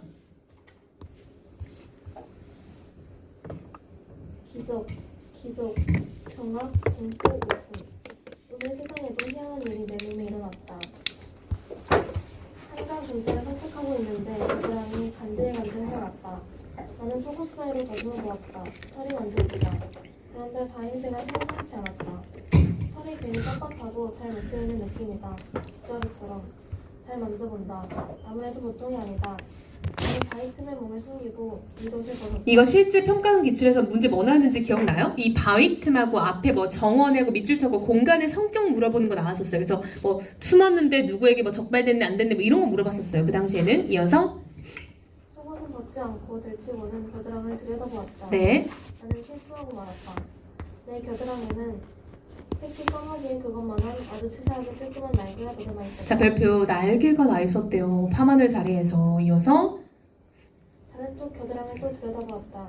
나는 쿡 웃어버렸다. 여기가 뭔지 알겠지? 쿡 웃어버렸다. 그쵸? 여기서 약간 좀 너무 오타쿠 같잖아. 그쵸? 이어서요. 그쪽에도 장난감, 몽당, 빗자루만 한 것이 달려있는 것이었다. 지금 그 아기 장수 우틀이 알아? 그 겨드랑이에 그 파츠 하나 부족해서 화살 맞고 죽은 아기 장수 있잖아요. 이어서요. 날개가 보통 새들의 것과 다른 점이 그 깃털이 곱슬곱슬한 보소머리였다는 것이었다. 네. 뿐이었다. 이놈이 나오려면 아픔이었구나 하고 나는 생각했다. 네. 나는 그 날개를 움직이려고 해보았다. 귓바퀴가 마저 안 붙는 것처럼 점점도 움직이지 않았다. 네. 나는 정말 부끄러워졌다. 자, 여러분 파마늘이요. 날개가 됐어요. 근데 보통 날개가 가지고 있는 상징적 의미는 뭘까, 여러분? 날개가 있으면 뭐 할 수 있어? 날 수 있죠. 여러분 날 수 있다는 거는 걷는 것보다 제약이 훨씬 적죠. 즉 날개라는 건 어떤 자유를 펼칠 수 있는 가능성 같은 것들이 훨씬 커지는 거잖아요. 그쵸? 그래서 우리가 막 자유롭게 날아다니는 저 새처럼 이런 말 되게 많이 쓰잖아요. 그치? 즉 파마늘이 자유를 향한 어떤 갈망이었던 거야. 자유에 대한 갈망. 근데 그게 날개로까지 커진 것은 어떤 자유의 실현의 가능성에 대해서 내가 조금 더 가지게 되었다. 마음이 커졌다라고 볼 수 있겠죠. 그럼 여러분 여기서 사실 우리 친구들이 이상의 날개 알아? 알아요? 그 이상한 소설 읽는 거 알죠? 되게 이상한 소설인 거 알지? 아? 아스피린 먹고 그 여자친구 방에서 같이 사는데 알고 보니 여자친구는 성매매 종사자고 나는 옆방에서 수면제 먹고 자고 있는데 여자친구 옆에서 일하고 그러다 내가 산책 갔다 왔다 여자친구 용돈 받고 그러다 어느 날 여자친구 일하는 거 보고 충격받아가지고 헐 이랬다가 수면제 몇 날 며칠 먹고 나가서 날아보자꾸나 하고 그 옥상에서 뛰어내리는 얘기잖아요. 그쵸? 되게 손해고 좋아했었어. 근데 이때 그 쌤들이 사라졌기 때문에 뭐 다시 출제가 될까 하긴 하지만 이 부분이 너무 비슷한 건 맞아요. 그쵸? 이상의 날개에서도 날아보자꾸나 하면서 그 사람이 펼치려고 하는 그런 마음이나 생각이 여기랑 되게 비슷하단 말이죠. 그래서 물론 소설에서 소설 연계짐을 낸다는 건 되게 부담스러운 일인 건 맞아. 왜냐면 시험지가 너무 길어져. 하지만 딱 그 마지막 장면을 떼와서 보기로 문제를 내는 건 충분히 가능해 보여요. 그래서 이거는 이상의 날개랑 좀 엮어서 읽을 필요가 있다라는 거죠. 자, 그럼 우리 앞에 해제 정리하고 쉽시다. 자, 해제 읽으러 갈게요. 자, 읽어봅시다. 소연이. 작품은 연작 조선 크리스마스 캐롤 5편 가운데 한 작품으로 야간 통행 금지 상황을 내세워 한국 사회의 억압적이고 폐쇄적인 정치 상황을 조명하고 있는 소설입니다. 경각팬 통행금지 상황을 내세워서 한국 사회의 억압적이고 폐쇄적인 정치 상황을 조명한다. 이어서요. 주인공 나는 겨드랑이에 통증을 느끼고 집 밖에 나가면 이러한 통증이 사라지는 것을 경험한다. 그래서 금지된 밤 산책을 어쩔 수 없이 하게 되며 그러면서 그는 서울 도심 곳곳을 찬찬히 관찰한다. 네. 그리고 4.19 혁명에 참여했던 사람들이 벌이는 기괴한 매스게임을 구경하고 5.16 군사정변에 가담했던 사람들을 만나기도 한다. 그쵸. 이런 내용을 가지고 있다라는 거예요. 자, 우리 쉬었다가 이어서 봅시다. 자, 혹시 여러분 또 필기 못하는 경우 있으면은 쌤이 이거 필기 버전 영상도 올려줘요, 밴드에. 그래서 만약에 필기 놓친 거 있으면 그거 보고 써도 되니까 너무 막 안 보이는데 이러지 말고 일단 보면 좋을 것 같아요. 엥? 필터 청소 내가 어떻게 해? 그쵸? 자, 봅시다. 자, 우리 보기 한번 읽어볼게요. 민선이 맞아 읽어볼까요? 진작부터. 진작부터 소설된 이야기는 백두사가 자신과 가족의 억울함을 표현하는 부분이다. 자, 여러분 미스터 방도 너무 출제가 많이 됐다 보니까 이 부분, 저 부분, 이 부분, 저 부분 많이 나왔었어요. 근데 이 부분은 진작부터 벼르던 이야기라는 그 대목부터 출발할 거인 거야. 그 다음요. 그런데 소설자는 그 이야기를 소설가 시간뿐 아니라 여러 인물들의 시선으로 초점화하여 성순함으로써 네. 독자와 작중 인물 간의 거리를 조절. 자, 여러분 이 보기는요 작품 전체에 대한 설명이라기보다는 어떤 특정 부분에 대해서 조금 관점을 제시해주는 보기예요. 그래서 이런 걸 쌤이 뭐라고 하냐면 관점 제시형 보기라고 해요. 우리가 보통 작품 해설형 보기가 많은데 얘는 관점 제시형 보기예요. 그래서 관점 제시는 그냥 그 문제 하나를 만들기 위해서 플러스 알파를 제공하는 거기 때문에 너무 여기에 갇히면 오히려 소설 전체를 읽긴 좀 어렵기는 해요. 자, 그럼 이쯤 읽고 우리 넘어가 볼게요, 여러분. 자, 채만식의 미스터 방은 친구들 채만식은 많이 들어봤죠? 어떤 작가야? 몇 년대 활동했는지 알아요? 채만식은 보통 1930년대에 활동을 많이 했었어요. 근데 이 채만식은 보통 풍자적 어조를 많이 구현하는 사람으로 알려져 있고 반어적 표현을 많이 써요. 자, 작품 전반에서 무언가를 비판하는데 웃음기를 유발하면서 비판하는 거 우리가 풍자라고 하잖아요. 그쵸? 저희가 우리 풍자라는 거는 해학성을 기반으로 어떤 비판적 의식을 가지고 있는 것, 이걸 우리가 풍자라고 하죠. 따라서 여러분 해학성이 보장되니까 당연히 골개미에 속하는 거죠. 그쵸? 문학작품의 아름다움의 범주에서는. 그래서 이게 약간 좀 채만식 소설의 일반적인 특징이고요. 저 미스터 방이라는 거는 이게 우리가 미스터라는 게 남자를 뜻하는 거잖아. 이 방이 방산복이라는 인물을 가리키는 거예요. 그래서 이 방산복이 어떻게 이 시대에 조금 돈을 많이 벌게 되었고 어떻게 권력을 가지게 됐는지를 보여주면서 이 장면에서는 백주사와의 어떤 보이지 않는 그 갈등선이 있어. 그러니까 백주사 입장에서는 안 입고 온 거야. 아, 저 새끼 진짜 별거 아니었는데 뭐 이런 생각을 하는 거예요. 백주사 입장에서는. 그런 장면이 우리 이번 기출에 나온 거고요. 원래 전반적인 이야기에서 가장 중요한 건 뭐냐면 이 미스터 방의 방산복이라는 인물이 일제강점기 때는 약간 일본 쪽에도 붙고 이런 약간 좀 기회주의적인 면모를 보여요. 그래서 얘는 어떤 국가의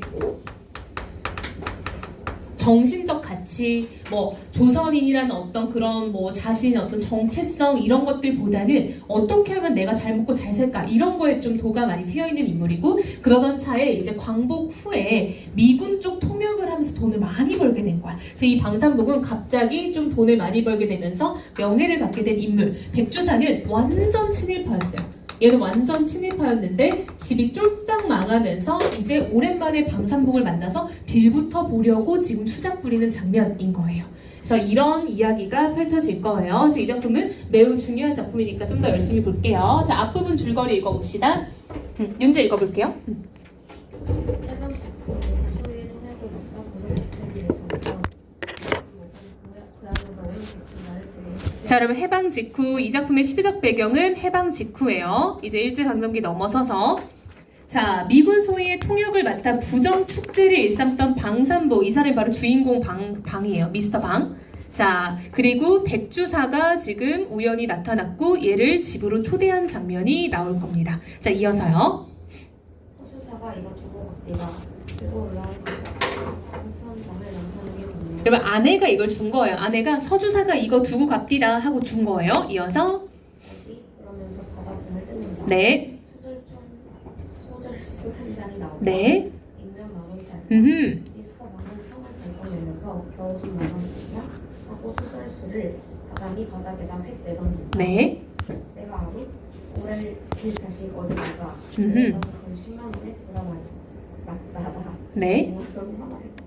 하나는 땡겨 먹을 테면서. 네. 그래 겨우 좀 많으냐? 액명을 자식.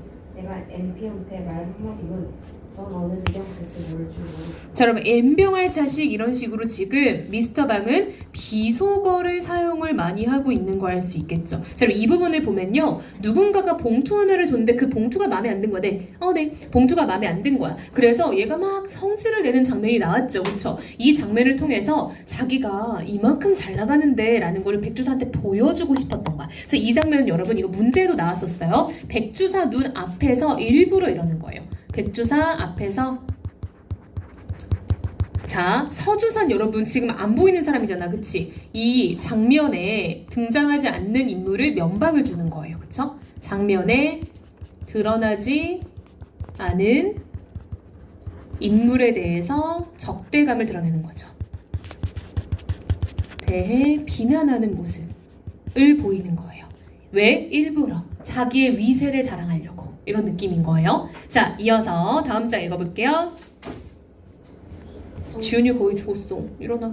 자, 정성으로 가져와요. 네. 내말 한마디에 죽을 놈이 살아나고 설명이 있어 하는 소리 모르고서 음흠. 이 자식 경비사라 증동도 따뜻하게 대화 날도 선선하고 그처럼 내 말 한마디에 죽을 놈도 살고 살 놈도 죽을 마당에 라고 해서 자신의 어떤 위세를 과시하는 면이 보이죠. 설마 그러게 하겠어요, 그쵸?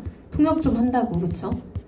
그래서 지금 방산봉의 어떤 성격도 여러분 좀 간접 제시되죠? 얘 되게 조금 이렇게 허세도 많이 있고 좀 과장하는 성격인 거 알 수 있겠네요. 이어서 새로이 안주가 오고 따끈한 정종으로 술이 몇 잔 더 오락가락하고 나서였다. 네, 백주사는 맞기에 진작부터 별의별 이야기를 하며 별표 이 부분이 바로 보기에서 나왔던 그 진작부터 벼르던 이야기인 거죠. 그럼 백두산 쌤이 말했던 것처럼 아들이 경찰이에요. 그래서 이 경찰인 아들을 이제 밑바닥 삼아서 완전 친일파로서 잘 살아왔던 인물이에요. 자, 이어서요. 백주사의 아들 백성룡은 순서 인력상을 받아주면서부터 시작하여 하리로 그 전날까지 7년 동안 세 곳의 주재소와 경찰서를 정근하여 다니면서 200 추소의 토지와 만원짜리 자금 통장과 만원어치가 넘는 대중의 비단가 역시 만원어치가 넘는 예쁜 내 표물과를 장악하였다. 그처럼 보니까요. 이 백주산의 집안 역시 친일 행적으로 부당하게 살아왔다라는 거 알 수 있겠죠. 그리고 그럼 그 당시 우리 일제강점기의 경찰이었다? 거의 뭐 빼박이죠. 그쵸? 친일 행적이에요. 자, 이어서요. 남들은 줄인 창자를 졸라맬 때 그의 광해는 옷같은 전백미가 몇 가마니씩 쌓였고 반면 1년을 남들은 구경도 못하는 고기와 생선이 끼니마다 손에 올리지 않는 날이었다. 그쵸, 여러분. 남들이 줄인 창자를 졸라맬 때 그의 광해는 옷 같은 정백미가 몇 가마씩 쌓였대요. 대조적이고 대비해서 보여주고 있는 거죠. 일반적인 우리나라 백성들은 굉장히 살기 힘들었을 때 얘네 집은 친일 행위를 통해서 되게 많은 걸 쌓아가고 있었다라는 거죠. 자, 이어서요. 땡땡 경찰서에 경찰서의 경쟁의 주인으로 있던 마지막 2년 동안은 더욱더 후합하니 네. 편리로 보낼 밤 군중이 그의 길을 습격하였을 때에 쏟아져 나온 물건이 쌀 말고도 광목 6필, 고무신 33켤레, 지카나비 8켤레, 빨래피는 3개짝, 양말 50타, 정종 10타. 자, 여러분 이렇게 백주산의 집에서 나온 물건을 나열하고 있죠. 근데 우리가 봤을 때는 뭐야? 애기 이럴 수도 있지만 이 당시에 이건 엄청난 재산이었던 거야. 그래서 백주산의 집에 물건을 나열함으로써 어떤 효과를 꾀하는 거야? 그들이 매우 부당하게 살아왔음을 강조하는 거죠. 친일을 오죽 많이 하고 오죽 깊게 했으면 저런 게 다 창고에 쌓여 있었을까라고 해서 인물의 부정적인 면모를 강조한다라고 볼 수 있겠죠. 아, 걔 장난 아니더라 라는 면모를 보여주는 거예요. 됐어요? 자, 이어서요. 식당을 때 이렇게 있을 것 같다. 만원어치 예쁜 내 표류가 만원어치 옷과 유리 비단과 만원어치 적은 통장은 조만두고 말이었다. 물건 하나 없이 죄다 빼어먹고 집과 세간을 조각도 못쓰게 선생과 부수고 네. 백성봉은 팔이 부러지고 좁은 머리가 절반이나 꺾이고 겨우겨우 목숨만 살아 군집으로 도망갔다. 그쵸. 이게 뭐 해방되면서 사람들이 습격한 거야. 야, 저 친일파 집 털어. 뭐 이렇게 된 거죠. 이어서요. 일반 병원에서는 백두사가 자식이 그런 짓을 해서 산 토지를 가지고 동네 사람한테 고만이 부르고 자기들한테 가까운 도지를 받고 고리세금을 하였대서 여러분 8할이면 몇 번지 알아? 80호잖아. 그치? 이어서요. 백성봉이 도망에 와있는 그날 밤 그의 본집인 백두산의 집을 습격하였다. 네. 집과 세상 죄다 부수고 백성봉을 보낸 형제들에게 물자 수장과 죄다 빼앗기고 가족들은 죽을 매를 맞고 백성봉은 서가로 백두산은 서울로 바퀴 피신하여 그만뒀다. 자, 여러분 여기까지 전부 이야기가 뭐야? 해방 직후에 백주산의 집에 생겼던 일을 요약적으로 제시하는 거죠. 친구들 입장에서는 이렇게 긴 게 요약이에요? 라고 할 수 있지만 여러분 실제 사건에 비해서 굉장히 짧게 압축되어 있는 게 맞죠. 그쵸? 요약적 제시를 통해 백주사가 겪은 일의 내력을 간단하게 제시하고 있는 부분들이라고 할 수 있겠죠. 자, 여기까지 집이 털린 날이야. 자, 그 다음에 이어지는 장면은 백주사는 이제 올라와서 왔다 갔다 하다가 지나가던 자동차가 스르르르 멈추더니 누굴 만난 거야? 누굴 만났어요, 여기서? 누구 만났어요, 여러분? 방산복을 만난 거예요. 그래서 방산복과의 어떤 만남의 장면으로 지금 다시 돌아온 거야. 여러분, 우리가 처음 읽기 시작한 부분은 뭐야? 이미 만나서 방산복네 집에 가서 술 한잔하고 있는 장면이었어요. 그쵸? 그리고 과거의 이야기 보여주면서 이렇게 만나게 된 것이었다라고 지금 알려주는 거예요. 자, 이어서 백주사 아니신가요? 부터 간 읽어볼게요. 백주사 아니신가요? 하고 건드는 거죠. 그쵸, 누가요? 방방복이요. 그쵸? 미스터 방이 백주사 아니에요? 이렇게 지금 길에서 우연히 만난 거예요. 이어서 자신이 분이 모아 길바닥에서 시인들이 점수를 하다가 햇빛돌이 산속으로 도망하였다. 네. 자네가 저 관을 내 상속입니다.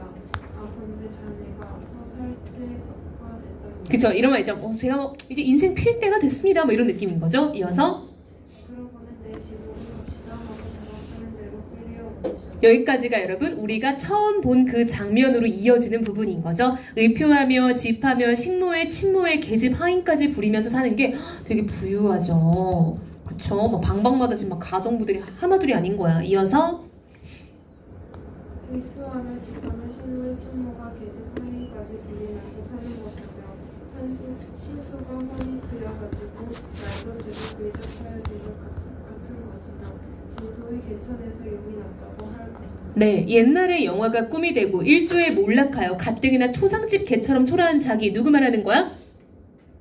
누가요? 백주사. 그쵸 여러분, 이 부분은요 백주사의 내면을 중점적으로 서술하고 있는 거죠. 나는 하루아침에 망해가지고 이렇게 됐는데, 근데 여러분 그렇다고 해서 이 작품의 주인공이 백주사야? 절대 아니지. 왜 절대 아니야? 제목이 뭐니까? 제목 미스터 방이잖아. 그리고 여러분 서술자는 안에 있어요? 밖에 있어요? 밖에 있죠. 나라는 말 한 번도 안 나왔어. 그럼 일단 이 작품은 전지적, 작가, 시점인 건 분명해요. 그쵸? 근데 전작시 중에서도 서술자가 이 부분에서는, 그쵸? 이 부분에서는 백주사의 내면을 서술하고 있는 거죠. 모든 장면에서 백주사의 시선은 아니야. 근데 이 부분은 백주사 관점에서 방산복이 얼마나 고가울지를 알려주는 부분인 거죠. 자, 이어서요. 옛날에 영화가 꿈이 되고 일주에 올라가요. 가뜩이나 초상집 개처럼 초라한 자기가 또 한 번 먹기가 우주로됨을 느끼지 아니지 못하였다. 네. 그런데다 이 녀석이 언제적 저라고 모험스럽게 굴어 심히 불쾌하였고 그래서 앵간히 자리를 털고 일어설 생각이 몇 번이나 나지 않는 것도 아니었었다. 네. 그러나 참았다.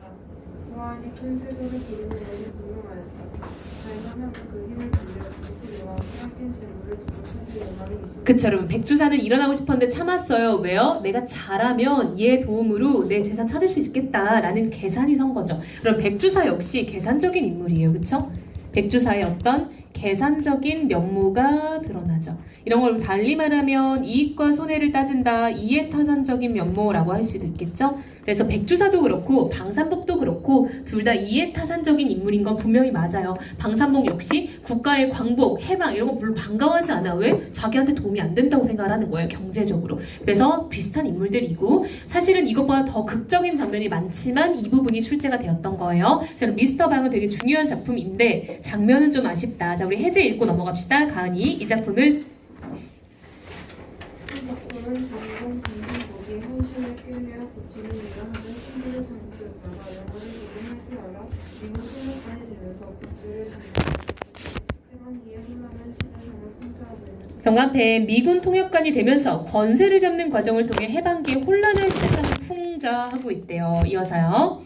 방산복은 백주사를 만나는데 백주사는 일제 강점기에 선사가 된 아들 덕에 권세를 누리다가 해방 직후 성난 군중에 의해 국가 재물을 빼앗기고 목숨만 보존하게 된 인물이다. 미천을 노래하다가 기회를 틈타 권세를 잡았다고 거만하게 행동하는 권선국과 그런 방상복을 통해 빼앗긴 재물을 되찾을 권리를 하는 백주사는 모두 일반기의 부정적인 일을 합니다. 그쵸 여러분 기회를 틈타서 권세를 잡았다고 거만하게 행동하는 방산복 그쵸 여러분 기회주의자적 면모 쌤 적었죠 그쵸? 기회주의자적 면모가 있고요 근데 그런 방산복을 통해 나 역시 재물을 되찾을 수 있겠다라고 생각한 얘 역시도 부정적 인물이다 라는 거 알 수 있겠죠 최만식의 작품에는 늘 부정적 인물들이 주인공으로 등장을 해요 그런 인물들을 옹호하는 게 아니라 그런 걸 통해서 이 사람이 비판하고자 하는 메시지가 분명히 있다는 거죠 자 다음 장 가봅시다 페어인 읽어볼게요 자, 페어인의 보기 읽어봅시다. 표현은 물속에서도 물에서도 생각하는 물고기입니다. 넵. 피어와 관련하여 형성될 수 있는 물질적 물과 공기의 내부적 의미 관계는 이 작품에서 현인을 통해 나타나고 있습니다. 자, 그럼 페어라는 건 뭐냐면 우리가 이게 뭐 없어진 물고기 뜻하는 건데 옛날 옛적에는 이렇게 막 다리 달려가지고 육지로도 올라왔다가 물로도 내려갔다 하는 물고기 그림 본 적 있어? 옛날 막 그 신석기 구석기 나오기 전에 무슨 선 캄브리아 뭐 이런 거 있잖아 그치 그럴 때 보면 꼭 교과서에 그림이 하나씩 있어 그런 상상 속의 물고기 같은 느낌이에요 실제로 뭐 존재했다 이렇게 보기보다는 그래서 이게 여러분 페어랑 관련된 그 시도 있어 쌤이 이거 한번 그 다음 주에 짚어줄게요 지금 약간 쌤이 그냥 간단하게 이렇게 언급하는 연계 지문들은 지금으로서는 머리에 들어갈 자리가 없을 것 같아서 왜냐면 지금 범위도 많으니까 그래서 이런 것들은 쌤이 나중에 한번 모아서 쫙 보여줄게요 관련된 시도 있고요 일단 이 작품에서 페어라는 건요 물속에서도 묻에서도 그래서 대조적 의미관계 이게 중요한 거예요. 상반되는 공간의 성질을 둘 다 향유할 수 있는 그런 특성을 가진 걸 말해요. 자 밑에 보기 한번 읽어볼게요. 지아 읽어봅시다. 이 작품은 다 외웠죠? 그쵸? 이름 다 외웠어요. 읽어보세요. 네.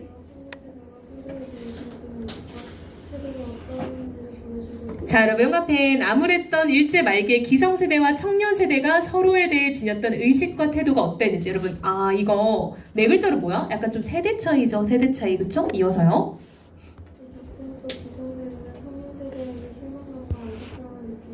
네 여러분 이런 게 다 작품에 드러날 거예요 그쵸? 이어서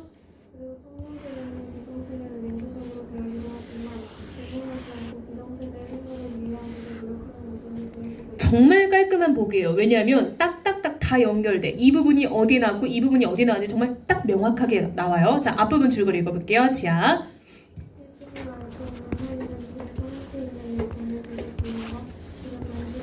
자 여러분 새 인물 나왔어요. 그쵸? 현일, 도영, 병수. 근데 여러분 보기에서 이름이 언급된 사람 누구야? 현일. 그쵸? 현일을 되게 중요하게 봐야겠죠. 그쵸? 이어서요.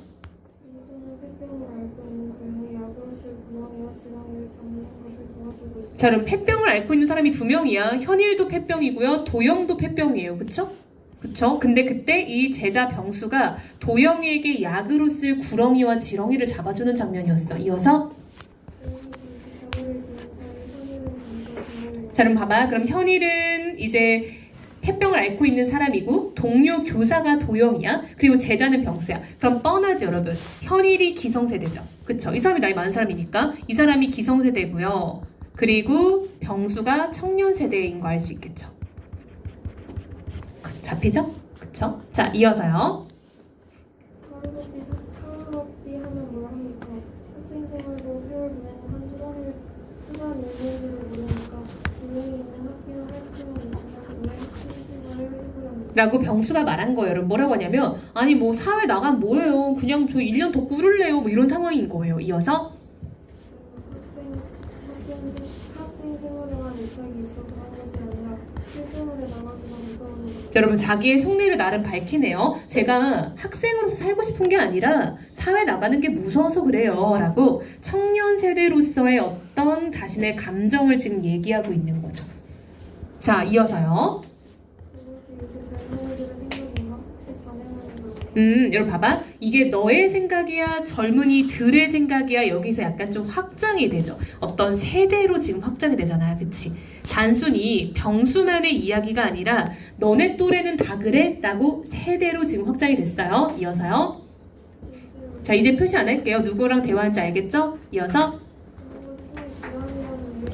네. 네.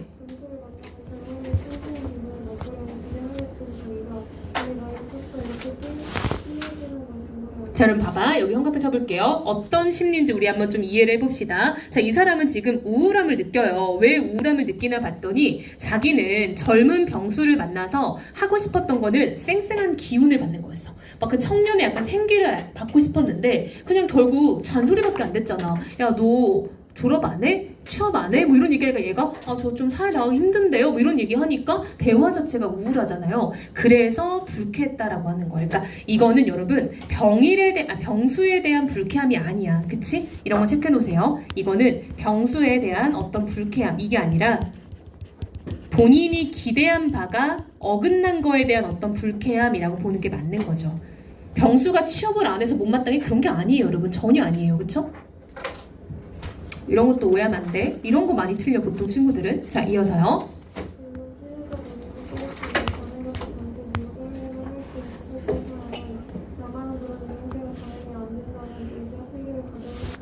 자, 여러분 보세요. 현일은요, 젊은 세대가 의지와 패기를 가졌으면 하는 거예요. 그런 어떤 불안이 있겠지만, 야, 젊으니까 의지적으로 하면 안 돼. 라고 생각을 했대요. 이어서요.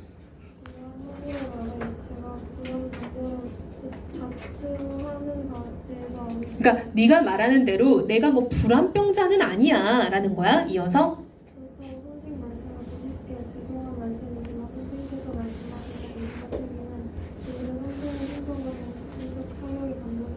그쵸. 뭐라고 하냐면 네가 말하는 의지나 패기 이런 것들은 네가 지금 아프고 힘드니까 건강이 지금 안 좋죠? 폐병 앓고 있고 여러분 건강이 안 좋으면 정신도 무너지죠? 그러니까 너는 그런 게 필요하다고 느끼는 거 아니야? 라고 반문하는 거야. 무슨 말인지 알겠어요? 즉 청년 세대한테 의지나 패기를 가져라고 하는 거는 사실은 네가 원하는 거잖아 라고 말하고 싶은 거예요. 얘는. 자, 이어서요. 네. 자, 별표 여러분 심리는 언제나 열심히 파악합시다. 말해놓고 너무했나? 라고 생각을 했대요. 이어서요.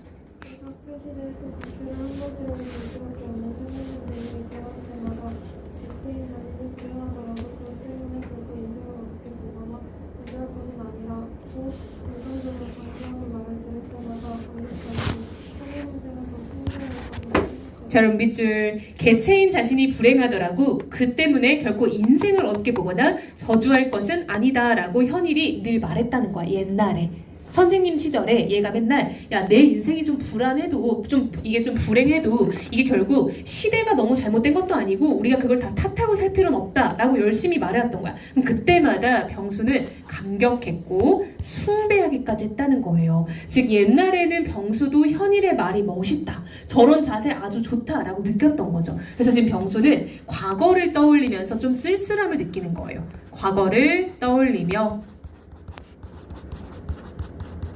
병수는 좀 쓸쓸해진 거죠. 나도 한때는 저 말에 좀 공감했었는데 라고 생각을 한 거예요. 무슨 느낌인지 알겠죠? 자, 이어서요. 그쵸, 쓸쓸하대요. 왜요? 나도 많이 변했다 라는 거죠. 본인이 변한 게 좀 쓸쓸한 거지. 이어서요.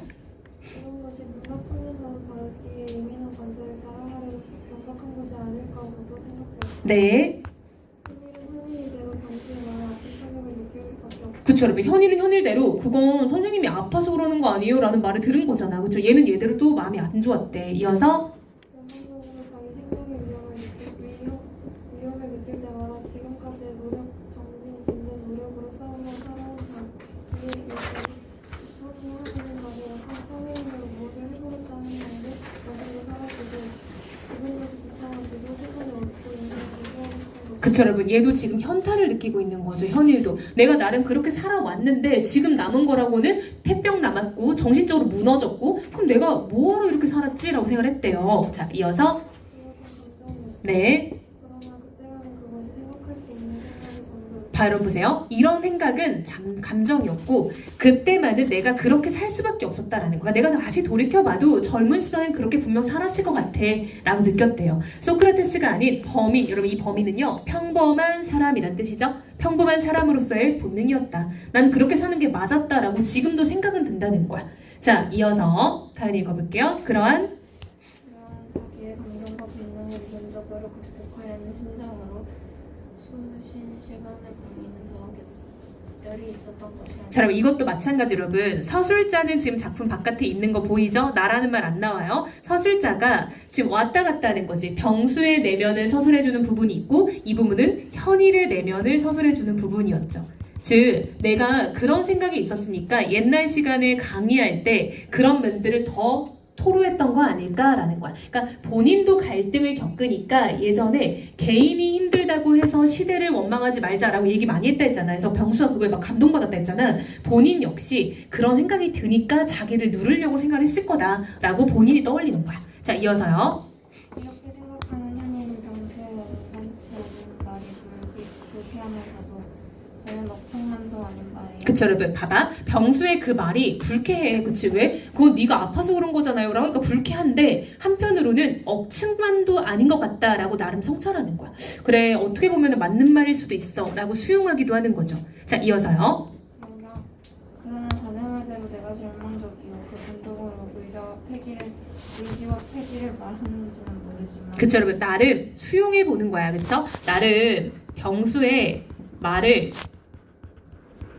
일부분은 수용해 보는 거야. 그래 네 말대로 내가 아파서 그런 걸 수도 있어 라고 일부 수용해. 우리 보기에 다 나왔던 거죠. 근데 너 같은 자네 같은 어떤 사람들, 자네 같은 사람들은 어떤 사람들이야?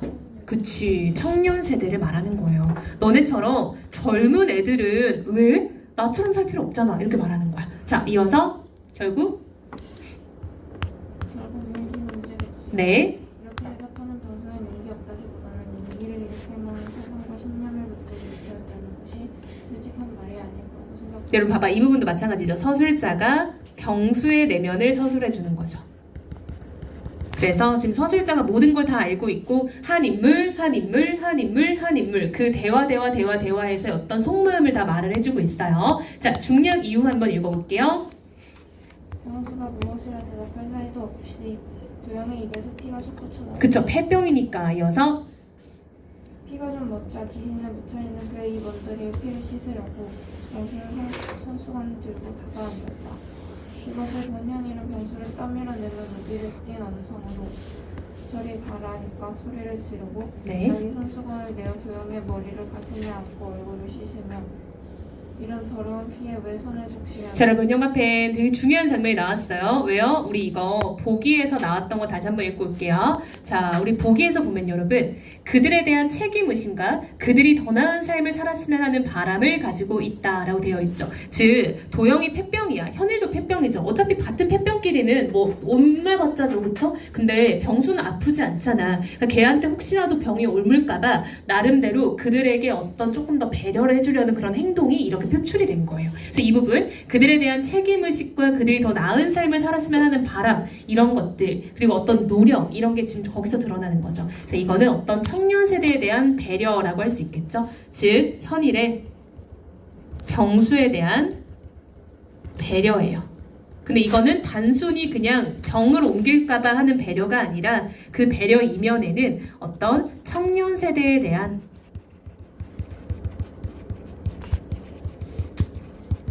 바람 같은 게 들어있다는 거죠. 얘네만큼은 건강하게 잘 살았으면 좋겠다 이런 마음인 거죠.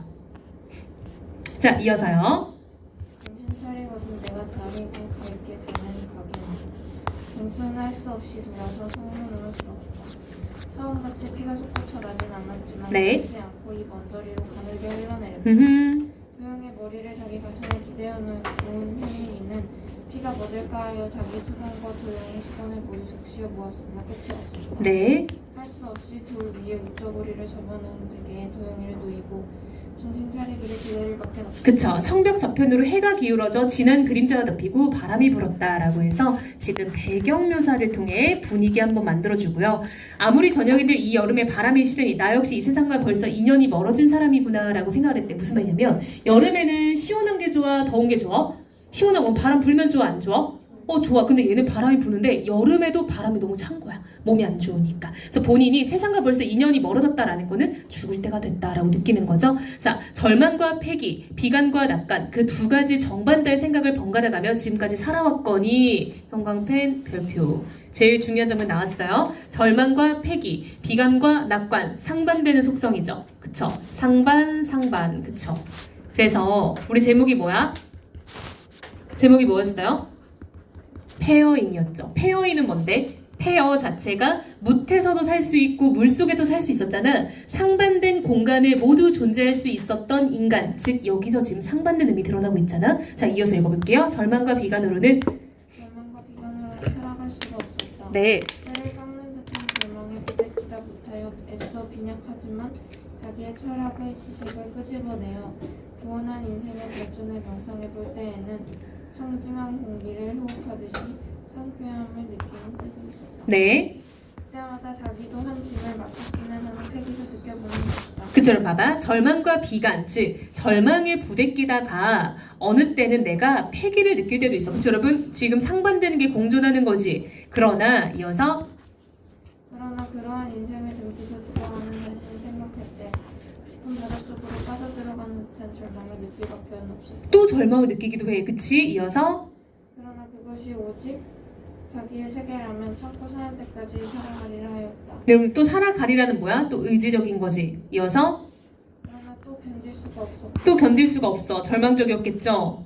아직 남은 마음의 탄력으로 또 상쾌한 명상을 떠올라보는 것이다. 그처럼 봐봐. 지금 세모 동그라미, 세모 동그라미, 세모 동그라미라고 살아오는 어떤 삶에 대해서 지금 이야기를 하고 있어요. 그쵸? 현일은 이렇게 살아왔다는 거야. 자기는 그 상반되는 속성이 거의 공존하는 상태처럼 살아왔다는 거죠. 정리해볼까? 자, 여기서는 어떤 절망과 패기의 상반된 속성이 지금 연달아 드러나고 있어요.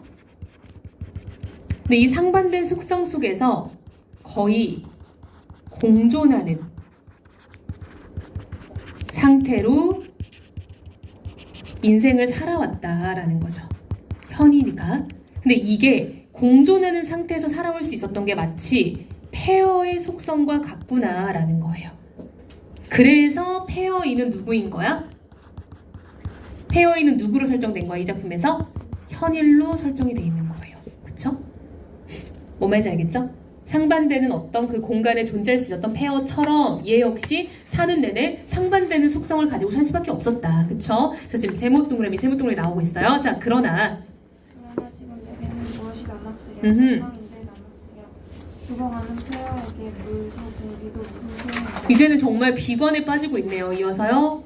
지금 페어는 반신이 물에 잠기고 반신이 바람을 부르면서도 두 가지 호흡의 기능을 다 잃고 죽어가는 것이라고 현일은 꿈속같이 생각하며 죽은 듯이 엮일 수 있다. 자, 여러분 봐봐. 원래 페어는요, 두 가지 공간에서 다 존재할 수 있었던 능력이 있었죠. 근데 지금은 두 가지 공간이 다 있음에도 불구하고 죽어가는 어떤 아이러니한 상태가 된 거지. 그쵸? 이어서요. 엄마와 성문 저편에 자동차가 묻고 병수가 돌아왔다. 운전수의 손을 빌려서 도영이를 차에 싣고 떠났다. 죽은 듯한 도영이를 무릎 위에 두이고 현일은 차 한편 모퉁이에 기대었다. 네. 눈도 뜰 수 없이 피곤하였다. 운전대에 앉아서 돌아보는 병수는 이런 더러운 피에 왜 손을 적시려나 한 선생을 많이 생각했다. 여러분 봐봐. 현일이 왜 이런 더러운 피에 손을 적셔? 라고 나름 이거는 병수에 대한 배려였죠. 그거를 얘도 그냥 지나칠 수도 있는데 그게 마음에 오래 남았던 거야. 그래서 그렇게 말을 한 선생님의 뜻을 생각해 보면 하고 곱씹는 거죠. 즉 이거를 내가 깨닫는 거지. 그래서 자기 나름대로 성찰을 하겠죠. 내가 어떻게 살아야 되지? 라고. 왜냐하면 폐병으로부터 본인을 보호해 주려는 기성세대가 있었잖아요. 그쵸? 그걸 보고 내가 이렇게 무기력하게 비관적으로 사는 게 맞는 걸까? 라고 성찰하게 된다는 거야. 뭔 말인지 알겠어? 이 배려에서 자신의 삶의 어떤 인식이 좀 시작되는 거죠. 약간 내가 이렇게 포기하고 살면 안 될 것 같은데 나름대로 의지나 패기 이런 거에 나 처음에 코웃음 쳤잖아. 그쵸? 이런 것에 대해서 고민해 보는 거죠. 내가 사실은 그런 걸 좀 가지고 내 목숨을 소중히 여기고 살아야 되지 않을까? 이런 성찰을 했다는 거야. 이거는 좀 어렵죠? 그쵸? 작품이 좀? 그래서 이런 정도는 좀 나올 수 있다 생각은 해요. 됐나요? 자, 이어서 다음 거는 조금 또 쉽습니다. 자, 무기질 청년 볼게요. 자, 체 읽어볼게요. 보기. 자, 연관펜 이렇게 액자식 구성입니다. 그래서 내부 이야기와 외부 이야기가 나와요. 이어서 내부 이야기와 외부 이야기가 바라보는 것을 모든 방법을 취하고 있다. 네. 내부 이야기는 외부 이야기에 나가 제시한 기상들을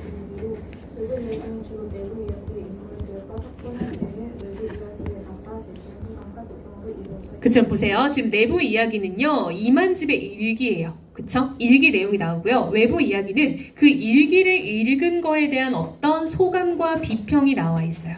그래서 내부 이야기는 일기장의 어떤 장면들이고요. 외부 이야기는 그거에 대한 소감, 나의 어떤 평가, 이런 것들이 들어갈 거예요. 자, 이어서요. 이러한 중층 구조에서 서로 다른 내부 이야기가 나와 외부 이야기에 나는 유사한 시각을 드러내기도 하고 성의 기록을 드러내기도 저는 봐봐. 내부 이야기의 나는 누구냐면요. 이만집 자신이에요. 이 내부 이야기의 나는 이만집이야. 자기 일기장을 소개하는 거예요. 근데 외부 이야기의 나는 그 일기를 보는 또 다른 서술자예요. 우연히 일기를 읽게 되는 또 다른 서술자 나로 설정돼 있어요. 서로 다른 존재예요. 같은 사람이 아니고 서로 다른 존재예요. 자, 이어서요. 아울러 외부 이야기의 소설자인 나가 내부 이야기 기준의 내용을 바탕으로 추론하고 해석한 내용을 덧붙여 작품 이해에 보여주고 있다. 그렇지. 자, 이어서 앞부분 줄거리 마저 읽어볼게요. 나는 우연히 남의 서류 봉투를 들고 온다. 네. 그 안에는 대학에 있는 유명들이 쓴 내 젊은 나라 근황이란 제목의 일기장이 들어 있었고 나는 그 일기를 여러분, 그럼 이 나는 외부야, 내부야? 그쵸. 얘는 외부 이야기의 서술자예요. 그래서 외부 서술자라고 해봅시다. 자, 그럼 여러분, 내 젊은 나의 비망록 이꼴 일기죠. 이게 바로 뭐에 해당한다? 내부 이야기에 해당하는 거죠. 자, 그리고 여러분 바로 들어오는 이 장면은요, 내부 이야기예요. 그래서 일기장의 내용이 시작이 바로 됩니다. 이거는 내부 이야기예요. 아버지 얘기 시작되는 부분은. 자, 마저 읽어볼게요. 아버지의 눈에 눈물이 어려있는 것을 보고 나는 단숨에 요셉 공장을 찾아온 사람을 쏟아붓겠다. 자, 여러분, 나는 이꼴 내부 서술자라고 했죠? 그럼 누구겠어? 그렇지. 이어서요. 강진이 형이 차가고를 냈어요. 피해자들에게 우주 진단을 끊어와서 눌러대고 있어요. 음흠. 화를 보려고 하는데 무적거리다가 고속으로 떨어질까봐 걱정들 하고 있어요. 네. 셋째 형은 상사로 있는 동창생을 만나 손을 서로잡았는데 어째 불안해요. 아버지에게는 그냥 제가 알 리가 왔어요. 너무 걱정은 마세요. 잘 될 거예요. 자, 여러분 보세요. 경집이 형이 차 사고를 냈는데요. 라면서 왔어. 얘 이름 만집이죠. 경집이죠. 집자 돌림이네요. 그쵸? 형이에요. 자, 그러면서 아버지에게는 그냥 제가 알리러 왔어요. 여러분 봐봐. 아버지한테 아빠 큰일 났어. 이거 해결해야 돼가 아니라 알고는 있으셔야 될 것 같아서 왔어요. 라는 거야. 즉 아버지는 사고를 수습할 능력이 없어요. 그래서 무능력함이라고 적어볼게요. 어차피 이 수습은 못하니 이런 거예요. 근데 여러분 여기서 뭐라고 하냐면 셋째 형이 만나서 셋째 형이 판사로 있는 동창생이 있대요. 아, 셋째 형은 좀 잘 나가나 봐. 그치? 자, 이어서요. 아버지는 내 말을 채 놔두기도 전에 천천히 발길을 돌렸다. 승리에 들어서는 아버지의 발길이 도살장에 향한 것처럼 뭉그적거렸고 네. 돌처럼 각진 정신을 틈은 밑에 올라와 사람들의 시선 속에서 죽음을 앞둔 거북의 딱딱한 등딱지를 당한 자, 그럼 보세요. 아빠는요 그 얘기를 듣고 도살장을 향한, 여러분 도살장은 소 죽이는 공간이잖아. 거기를 향하는 소처럼 뭉구적거렸고, 즉 아빠의 마음이 매우 어때? 무겁다라는 걸 지금 이렇게 표현하는 거죠. 자, 아버지의 마음이 무겁다라는 거를 지금 소처럼 뭉구적거리고 거북의 딱딱한 등딱지 같고라고 비유적으로 표현하고 있죠.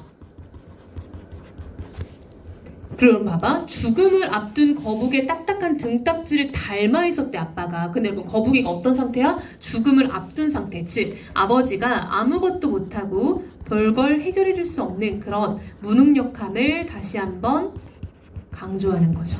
아빠는 죽음을 앞둔 거북이처럼 뭘 할 수 있는 게 없었다라는 느낌인 거예요.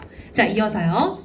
아버지는 큰아버지처럼 농사나 지어야 할 사람이다. 네. 공연히 성악까지 나와서 평생을 그리셨다. 여러분 봐봐. 아버지는 큰아버지처럼 농사나 지어야 할 사람이다 라는 건 아빠 농사 지었어 안 지었어? 안 지었으니까 이런 얘기 하는 거겠죠. 걔는 그냥 가만히 농사나 지었어야 되는데 아빠는 상업학교까지 나와서 평생을 그르쳤다. 즉 잘못 살았다는 거죠. 이어서 아버지의 경우에 학력이란 전혀 무용지물. 그쵸. 그 당시에 상업학교 나온 거면 나름 학력인데 그게 아빠한테는 별로 도움이 안 됐다는 거야. 이어서요. 오히려 교육을 안 받았던 것만 같았다. 네. 한국이란 남친다운 습관이 있지만 그럼에도 불구하고 나는 교육을 받아야 하고 많은 배울 것 좋다고 주장합니다. 자, 그럼 반풍수 집안 망친다라는 건요. 친구들 선무당이 사람 잡는다라는 말 들어봤어? 그거랑 똑같은 말이에요. 선무당이 사람 잡는다 무슨 뜻이야? 무슨 뜻이야? 선무당의 여러분 이 선이요 아직 제대로 배우지 못한 제대로 되기 전을 선무당이라고 하거든요. 그래서 별것도 그러니까 뭔가에 대해서 깊이 알지 못하고 조금만 아는 상태인데도 그걸로 아는 체 하다가 사람 잡는다 이런 말인 거야. 그래서 반풍수가 집안 망친다라는 거는 우리 아빠가 공부를 하긴 했어. 그래 제대로 한 게 아닌 거야. 그러니까 어설프게 했는데 그것 때문에 집안이 다 이렇게 안 좋게 됐다는 거죠. 이어서요. 근데 봐봐. 그럼에도 불구하고 나는 교육은 필요하다라고 말한대요. 그건 우리 아빠는 교육을 어정쩡하게 해서 망했지만 나는 교육이 필요하다고 생각하는 거야. 이어서요. 각자의 양심이 한 시대의 질주와 얼마나 더 빠르게 보도를 맞추느냐는 것은 우리의 날라리 학력에서 곧장 드러난다. 네. 곧 많이 배운 사람일수록 그들의 양심을 찾기가 힘들어진 것만으로도 그렇다. 그럼 봐봐. 각자의 양심이 한 시대의 질주와 얼마나 발빠르게 보조를 맞추냐는 것은 날라리 학력을 적정 그런다. 이게 무슨 말이냐면 시대의 질주라는 건 매우 빨리 간다는 거죠, 여러분. 이거는 어떤 시대의 발전이라고 볼 수 있겠죠. 시대가 막 질주해 나가, 발전해 나가. 근데 양심이 거기에 발빠르게 보조를 맞춘다는 거는 발전에 양심 의식이 따라온다는 걸 말하는 거지. 쉽지 않죠? 발전할 때 여러분 양심 다 챙기기가 어렵다고 하잖아. 예를 들면 공장에서 이윤을 많이 내려면은 불법적인 일도 되게 많이 하잖아요. 그 얘기를 하고 있는 거야. 어떤 발전에는 양심을 따르기가 참 힘들다라는 인식이 들어있는 거야. 자, 그리고 이 사람 뭐라고 했어? 딱 드러나죠. 많이 배운 사람일수록 양심을 찾기가 힘들어졌다라고. 누구의 시선이야? 누구의 시선이에요? 누구의 시선이야? 이만집의 시선이에요. 그쵸? 이만집이 이렇게 생각하는 거예요. 많이 배운 사람들은 양심을 찾기가 어려워. 근데 얘는 교육을 해야 된다고 생각하는 거야. 그쵸? 자, 이어서요.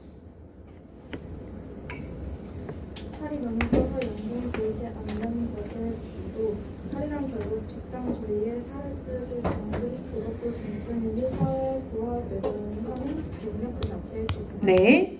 그러나 일의 성급책을 딱딱 부러지게 따지고 나서 행한이 엉덩이를 털고 일어서던 셋째 형보다는 아버지의 나가는 부모들이 내려는 훨씬 인간적으로 자, 여러분 용감팽. 그러나 일의 선우책을 딱딱 부러지게 따지고 나서 횡하니 엉덩이를 털고 일어서는 셋째 형. 자, 여러분 셋째 형은요 굉장히 똑똑하고 어떻게 보면은 좀 빨라요. 그쵸? 이 사람은 나름 요즘에 그 양심이 없는 공부 많이 한 사람들과 비슷한 계층이에요. 셋째 형은 공부를 많이 한 계층에 속하는 특성을 가지고 있어요. 근데 나는 이만집은 그 형보다는 아버지의 모습이 훨씬 인간적이래. 즉 이만집 역시 셋째 형의 논리보다는 아버지의 삶의 논리가 조금 더 본인에게 친근하고 더 긍정적으로 와닿는다라고 얘기를 하는 거야. 무슨 말인지 알겠어요? 됐어? 오케이, 이어서요. 한참이나 외주는 불빛을 받으며 서 있다가 나는 장내 발걸음을 돌렸다. 검색 바지와 머리통이 작은 박씨는 어느 쥐구멍으로 사라졌는지 이미 보이지 않았다. 네. 아버지와 나는 서로를 측은하게 생각하며 헤어지고 네. 이제 아버지는 어떤 일을 속수무책. 그쵸, 여러분. 속수무책이다라는 거는 무능력해서 할 수 있는 게 많이 없다는 거죠. 자, 이어서. 그러나 나는 당신의 마음을 안다. 네. 아들의 장래에 대해 안타까워하는 내뱉고 자제하는 당신의 마음속에서 밀고 있을 나의 패감 그리고 당신의 무능력에 대한 막심한 자괴감. 외부에서 무작정 들이닥치는 어떤 물리적인 힘에도 속수무책으로 송생이처럼 죽은 신용을 하며 살아가고 있는 양반. 그쵸, 여러분. 이거는 역시 비유적 표현으로 지금 아버지의 삶을 간접적으로 표현하는 거죠. 아버지는 지금 무능력하게 삶에 대해서 대처하지 못하고 살아가고 있고요.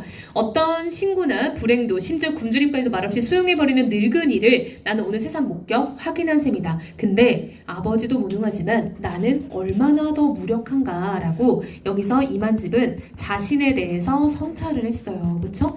아버지도 그러하지만 나 역시 내가 얼마나 무기력하게 살고 있나에 대해서 얘도 깨달은 거죠.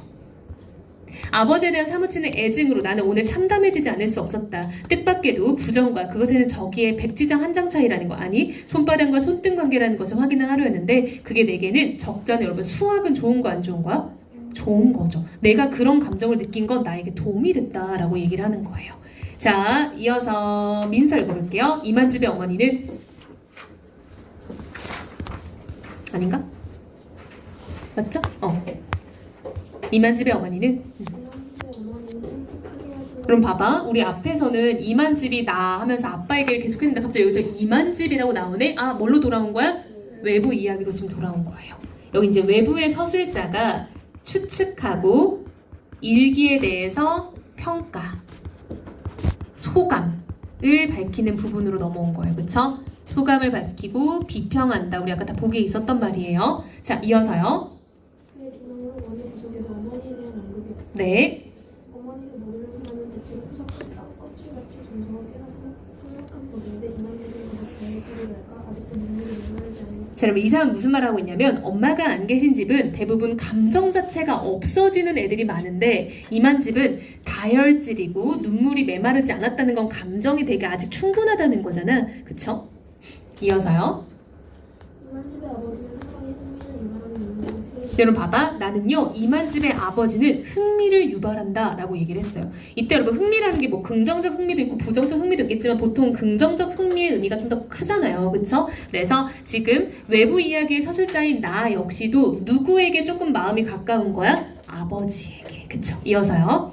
딸의 빌리의 총으로 인해 부정 사건에 연루되어 현재 조를 겪고 반면 측에서 피해당한 일반입니다.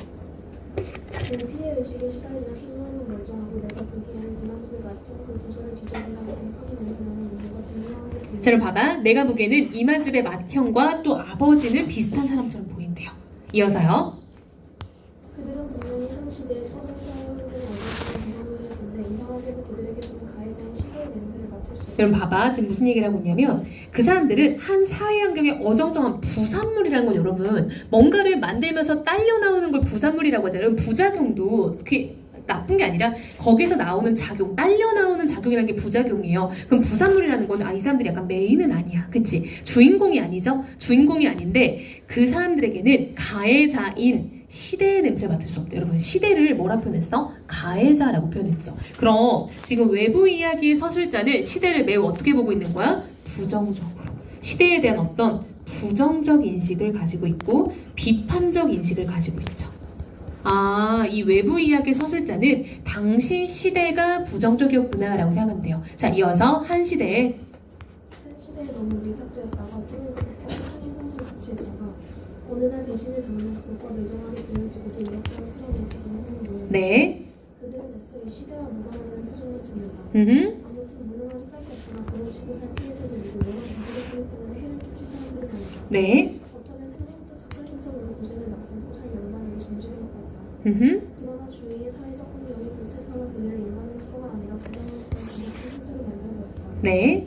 그렇긴 해도 그들이 성공은 아니고 우리 주변에서 가끔씩 만날 수 있으며 이런 답답한 미인들이야말로 삶의 삶부터 들어가는 과정을 강력하게 여러분 봐봐. 이 사람은요. 이런 사람들이 즉 외부 이야기의 서술자인 나는요. 이런 사람 누구? 이만집. 그죠? 이만집의 아버지, 이만집의 맏형. 이 사람이 지금 비슷한 사람들이잖아. 이 사람들이 사회를 사회답게 굴러가도록 만드는 길라잡이라고 본다는 거야. 굉장히 긍정적으로 평가하고 있다라는 거 보이죠? 근데 이때 긍정적 평가의 대상은 누구? 일단 이만집하고 아버지 비슷한 사람이고요. 그리고 이만집의 맏형까지도 비슷한 사람이죠. 왜? 아까 아버지와 맏형은 동류왕이다 라고 했었잖아. 그럼 여기서 여러분 반대되는 사람은 누구야? 셋째형. 그쵸? 셋째형은 뭐 그 판사 친구 있는 셋째형은 좀 다르다라고 되어 있어요. 자, 이어서 중략 이후 부분입니다, 여러분. 자, 여기는 다시 일기장이에요. 다시 일기로 들어가서 내부 이야기가 시작됩니다. 자, 읽어볼게요. 큰형집을 모두 함께 나오려 했을 때 셋째 형수라는 게 제 딴에는 애교를 들이며 한다는 소리가 또 내 부하를 긁어냈다. 이때 나는 이만집이에요, 여러분. 셋째 형수는 누구야? 그 아까 판사 친구가 있는 셋째 형의 와이프겠죠. 이어서요. 하늘까지 가서 우쭐대고 싶고 있는 정신기 있는 사람의 신사를 보내고 영웅을 보내는 학생이었을 텐데 네. 교장님은 언제 수식을 먹으려 그렇게 열심히 공부해서 어디 갔을 거야. 아직 연애를 못해가서 공부하고 쉬나 봐요. 그렇죠. 맥이죠? 나는 하는 수 없이 말 같자는 말에 응했다. 여러분 봐봐. 말 같자는 말에 응했대. 그러니까 여기서부터 이미 부정적인 인식이 들어있죠. 셋째 형수의 그 말 같지도 않은 소리라고 지금 되어 있죠. 자, 이어서요. 연애하고 취직하면 돈이 중요한 줄 알게 될 거라는 소리가 들리는데요. 네. 그래서 돌대가리인 제가 보기에는 돈이나 돈을 좋아하는 사람들이 그걸 쫓을 권리가 있는 것 같아요. 저는 아직 돈인지 좋고 나쁜 걸 구별할 수 있는 논리는 없어요. 그러니 돈으로 생각을 해볼까 어쩔까 싶어요. 자, 여러분 보세요. 이 사람은 뭐라고 하냐면 셋째 형수가 취업해야지, 돈 벌어서 연애해야지 라고 말하니까 돈이라는 건 돈 좋아하는 사람이나 쫓을 권리가 있는 것 같아요 라고 하면서 여러분 우리 돈을 좋아한다 라는 거 보통 어떻게 표현하는지 알아? 오, 그렇지. 속물적인 어떤 세속적이죠. 그렇죠? 속물적이고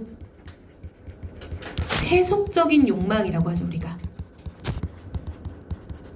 이거는 셋째형 부부 내외라고 할게요. 아내와 남편 내외의 어떤 속성인 거죠. 그래서 그거를 나도 앞에다 놓고 비아냥대는 거야. 돈은요, 돈 좋아하는 사람이나 쫓는 거예요. 저는 돈이 아직 귀한지 모르겠어서 모르겠네요. 뭐 이렇게 지금 매기는 거죠. 자, 이어서요. 알았다. 알았다. 너희 내외 남편 많이 좋아해서 호의를 시키며 너희들이 달리 세대가 됐으나 저희 라고 속으로 욕했대요. 이어서요. 내가 부부는 이만식의 세상처럼 유명한 지만 생각하는 있었으면 동생을 편하게 여러분, 자, 여기 외부의 이야기죠? 그쵸? 내가 보기에는 하면서 또 평가합니다. 이어서요. 이 셋째형이라는 얘기는 소가적으로 들리는 것이 없이 자기 그냥 혼자서 생각을 나눈다는 사실을 그린다 출세 지향주의자입니다. 그쵸, 여러분. 이 사람은요, 이만집과는 또 반대되는 사람인 거잖아. 그쵸? 이만집의 셋째형은 욕망이 있고 세속적이고 속물적인 사람이야. 처가를 잘 만나가지고 나름 또 많이 성공했어. 그쵸? 그래서 나 역시도, 자, 외부 이야기의 서술자인 나도 이런 사람이 있어야 집안을 일으키는데 라고 생각을 한다는 거야. 이어서요. 아무튼 흥미있는 메인이고 재미있는 세상살이인데 사람들마다의 사고를 해결할 수 없듯이 사람들마다의 사고와 처세들도 이렇게 다양해야 된다고 나는 생각합니다. 네. 불공평이라는 일품 원사의 연구 불가능한 형평의 질서가 없으면 누가 고시의 성사를 엉덩이 무시하도록 책상 앞에 앉아 자, 그럼 봐봐. 이 부분이 되게 좀 중요할 것 같은데요. 불공평이라는 세상 만사의 영구불변하는 형평의 질서. 이게 무슨 말이냐면 불공평이 어떻게 형평이요? 이게 아니라 불공평은 언제나 형평하게 늘 존재해왔다 이런 말인 거야. 시대에 형평했다. 즉 한마디로 쉽게 말하면 불공평은 늘 존재해왔다 이런 말을 어렵게 한 거예요. 불공평은 늘 있어왔다.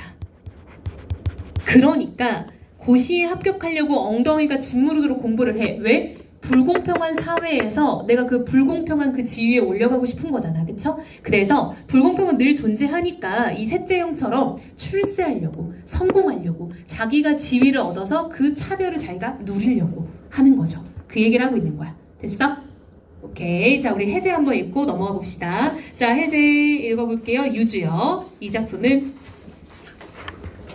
이 작품은 평범한 직장인인 나가 위험이 일조된 청년 이만집의 있기를 보는 당대의 사회와 문화에 대해 성찰하는 내용을 담고 있는 소설입니다. 네. 일기의 내용과 그것을 읽는 나의 논평을 분갈아 제시하면서 이만집의 사고와 행동, 그에 대한 나의 견해를 보여주는 것이 그럼 그쵸. 네, 여러분 봐봐. 이게 중층 구조라고 되어 있죠. 여기 중층 구조. 자, 여기 있다. 그쵸?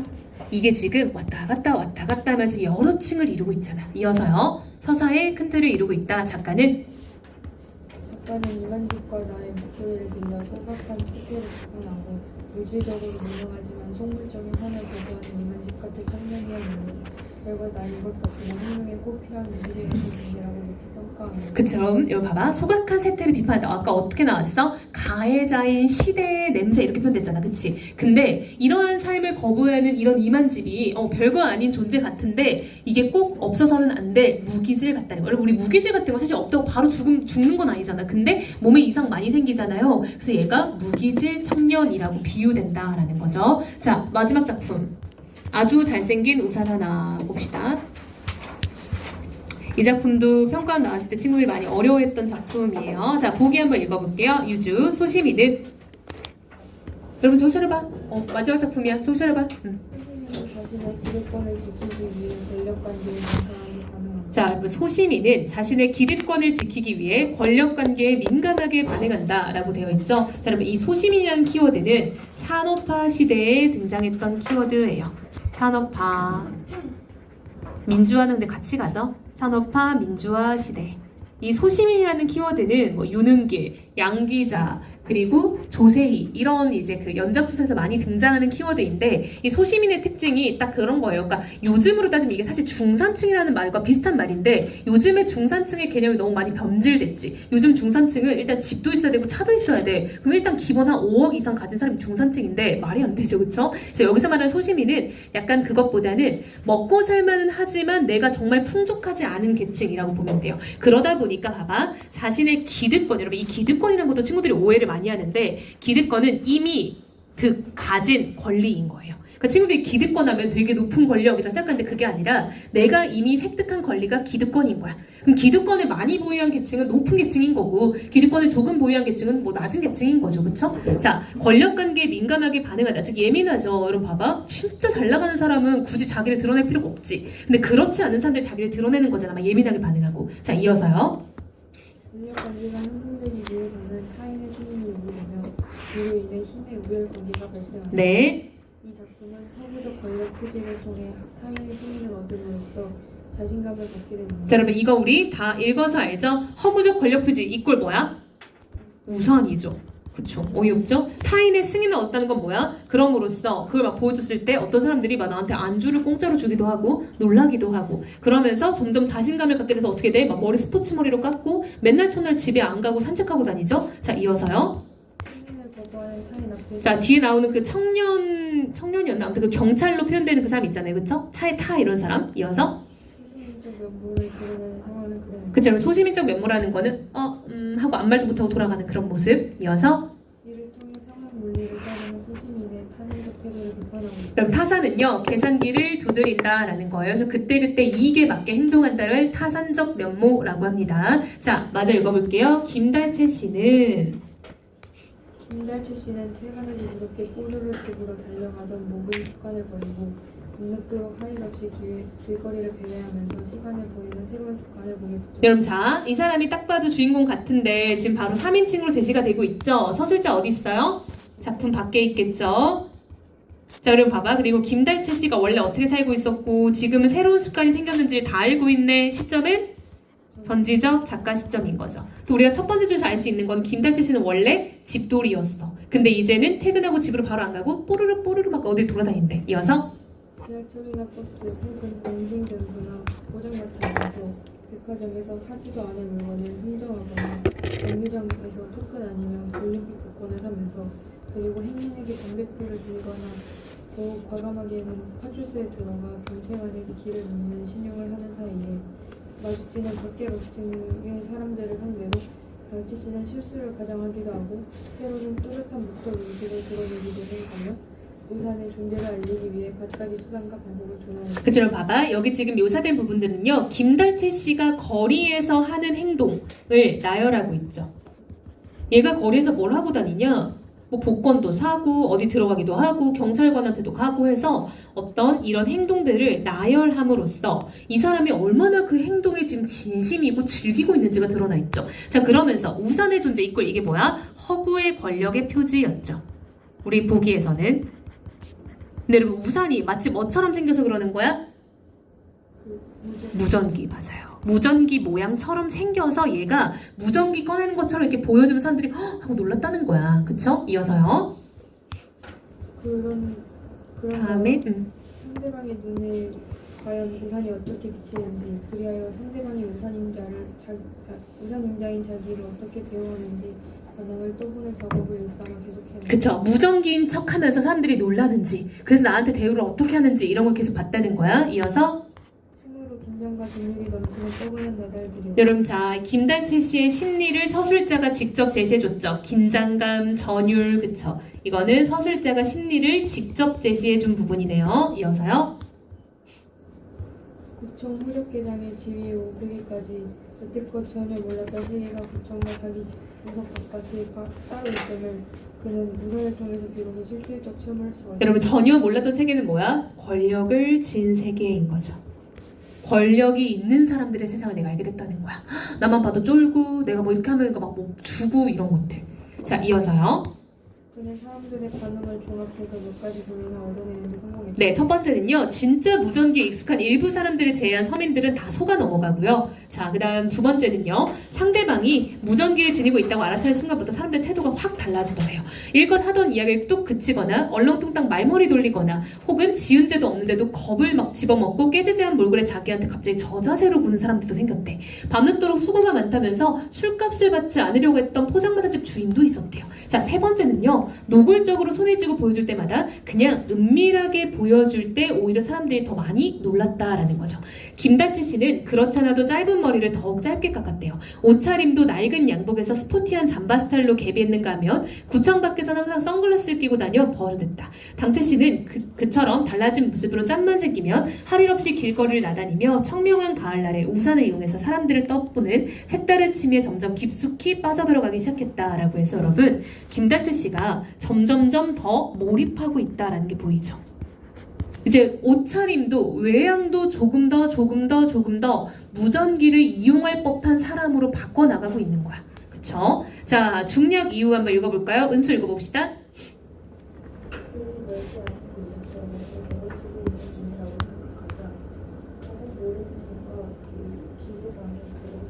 아, 여러분 그 당시 김다채 씨는요 무슨 일인지 정확히 아직 안 나왔지만 뭔가 흥분과 기대감을 느꼈대요. 이어서요.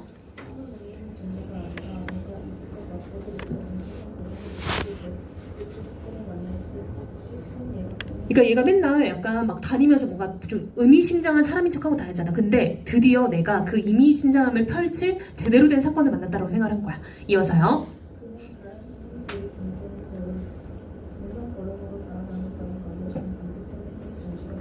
그쵸, 여러분. 사람들은 막 다 도망가고 있는데요. 나는 오히려 그 반대로 돌진하고 있는 거야. 그 사건 현장으로. 이어서. 네.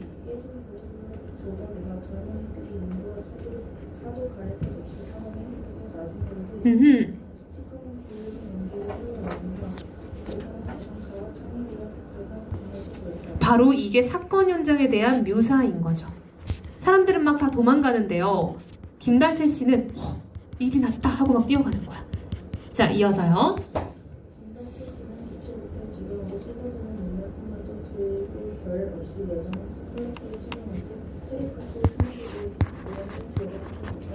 여러분 체류가스 알지? 응팔에 보면은 막 그 성동일이 퇴근하는 길에 어떤 애 막 숨겨주는 거 알죠? 막 치약 짜주고. 그러니까 이게 지금 딱 봤을 때 아 민주화 운동 시대의 어떤 그런 시위와도 또 연관이 있어 보이죠? 이어서요.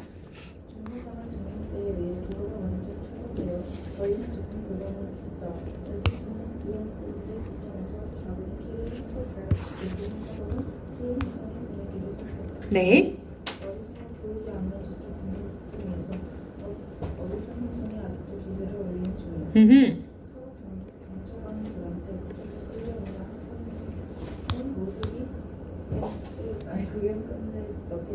네.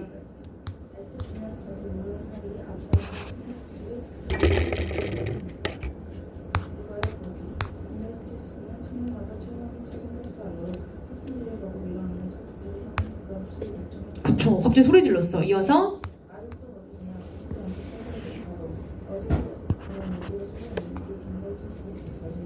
그쵸, 여러분. 자기도 깜짝 놀란 거야. 자기 원래 이런 성격이 아닌데, 그쵸? 얘 원래 이런 취미 생기기 전까지는 퇴근하면 집에 가던 집돌이였잖아, 그치? 그럼 아이를 가능성이 매우 농후한데 갑자기 여기 와서 소리 지르는 거야, 그쵸? 이어서요.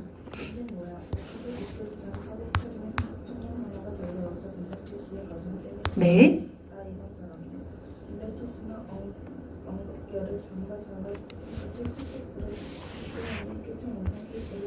네. 그쵸, 여러분 봐봐. 우리 보기에 나와 있었죠. 보기에서도 이거에 속아 넘어가는 사람이 있는가 하면 그러한 권력의 승인을 거부하는 타인 앞. 이거 누구야? 이 청년 말하는 거죠. 이 청년이 훨씬 무전기에 익숙할 거 아니야. 보자마자 뭐야 미친 사람 아니야? 우산 가지고 뭐 어쩌자는 거야? 이런 생각 들었을 거 아니야. 즉 이게 바로 그 권력의 승인을 거부하는 타인인 거죠. 이 부분이 바로. 그쵸? 이게 권력의 승인을 거부하는 타인인 거죠. 그 앞에서는 김다채 씨가 어떻게 슬그머니 꼬리를 내리고 그냥 집으로 가는 장면이 나오죠. 됐어요? 자, 이어서요. 이른바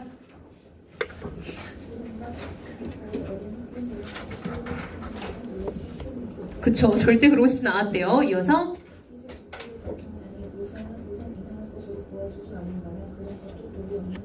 그쵸. 우산 이상의 것으로 봐준다. 그 이꼴 뭐야? 우산 이상의 거 이꼴 무전기죠. 그쵸. 즉 봐봐. 권력의 승인을 거부하는 타인 앞에서는 그냥 그대로 꼬리를 내리는 거죠. 어쩔 수 없다는 거잖아. 이어서요. 내가 들킨 아이처럼 노렸지만 꼬였으니까 내가 없이 돌아설 수밖에 없어. 그쵸. 그래서 포기하고 돌아갔다라는 거네요.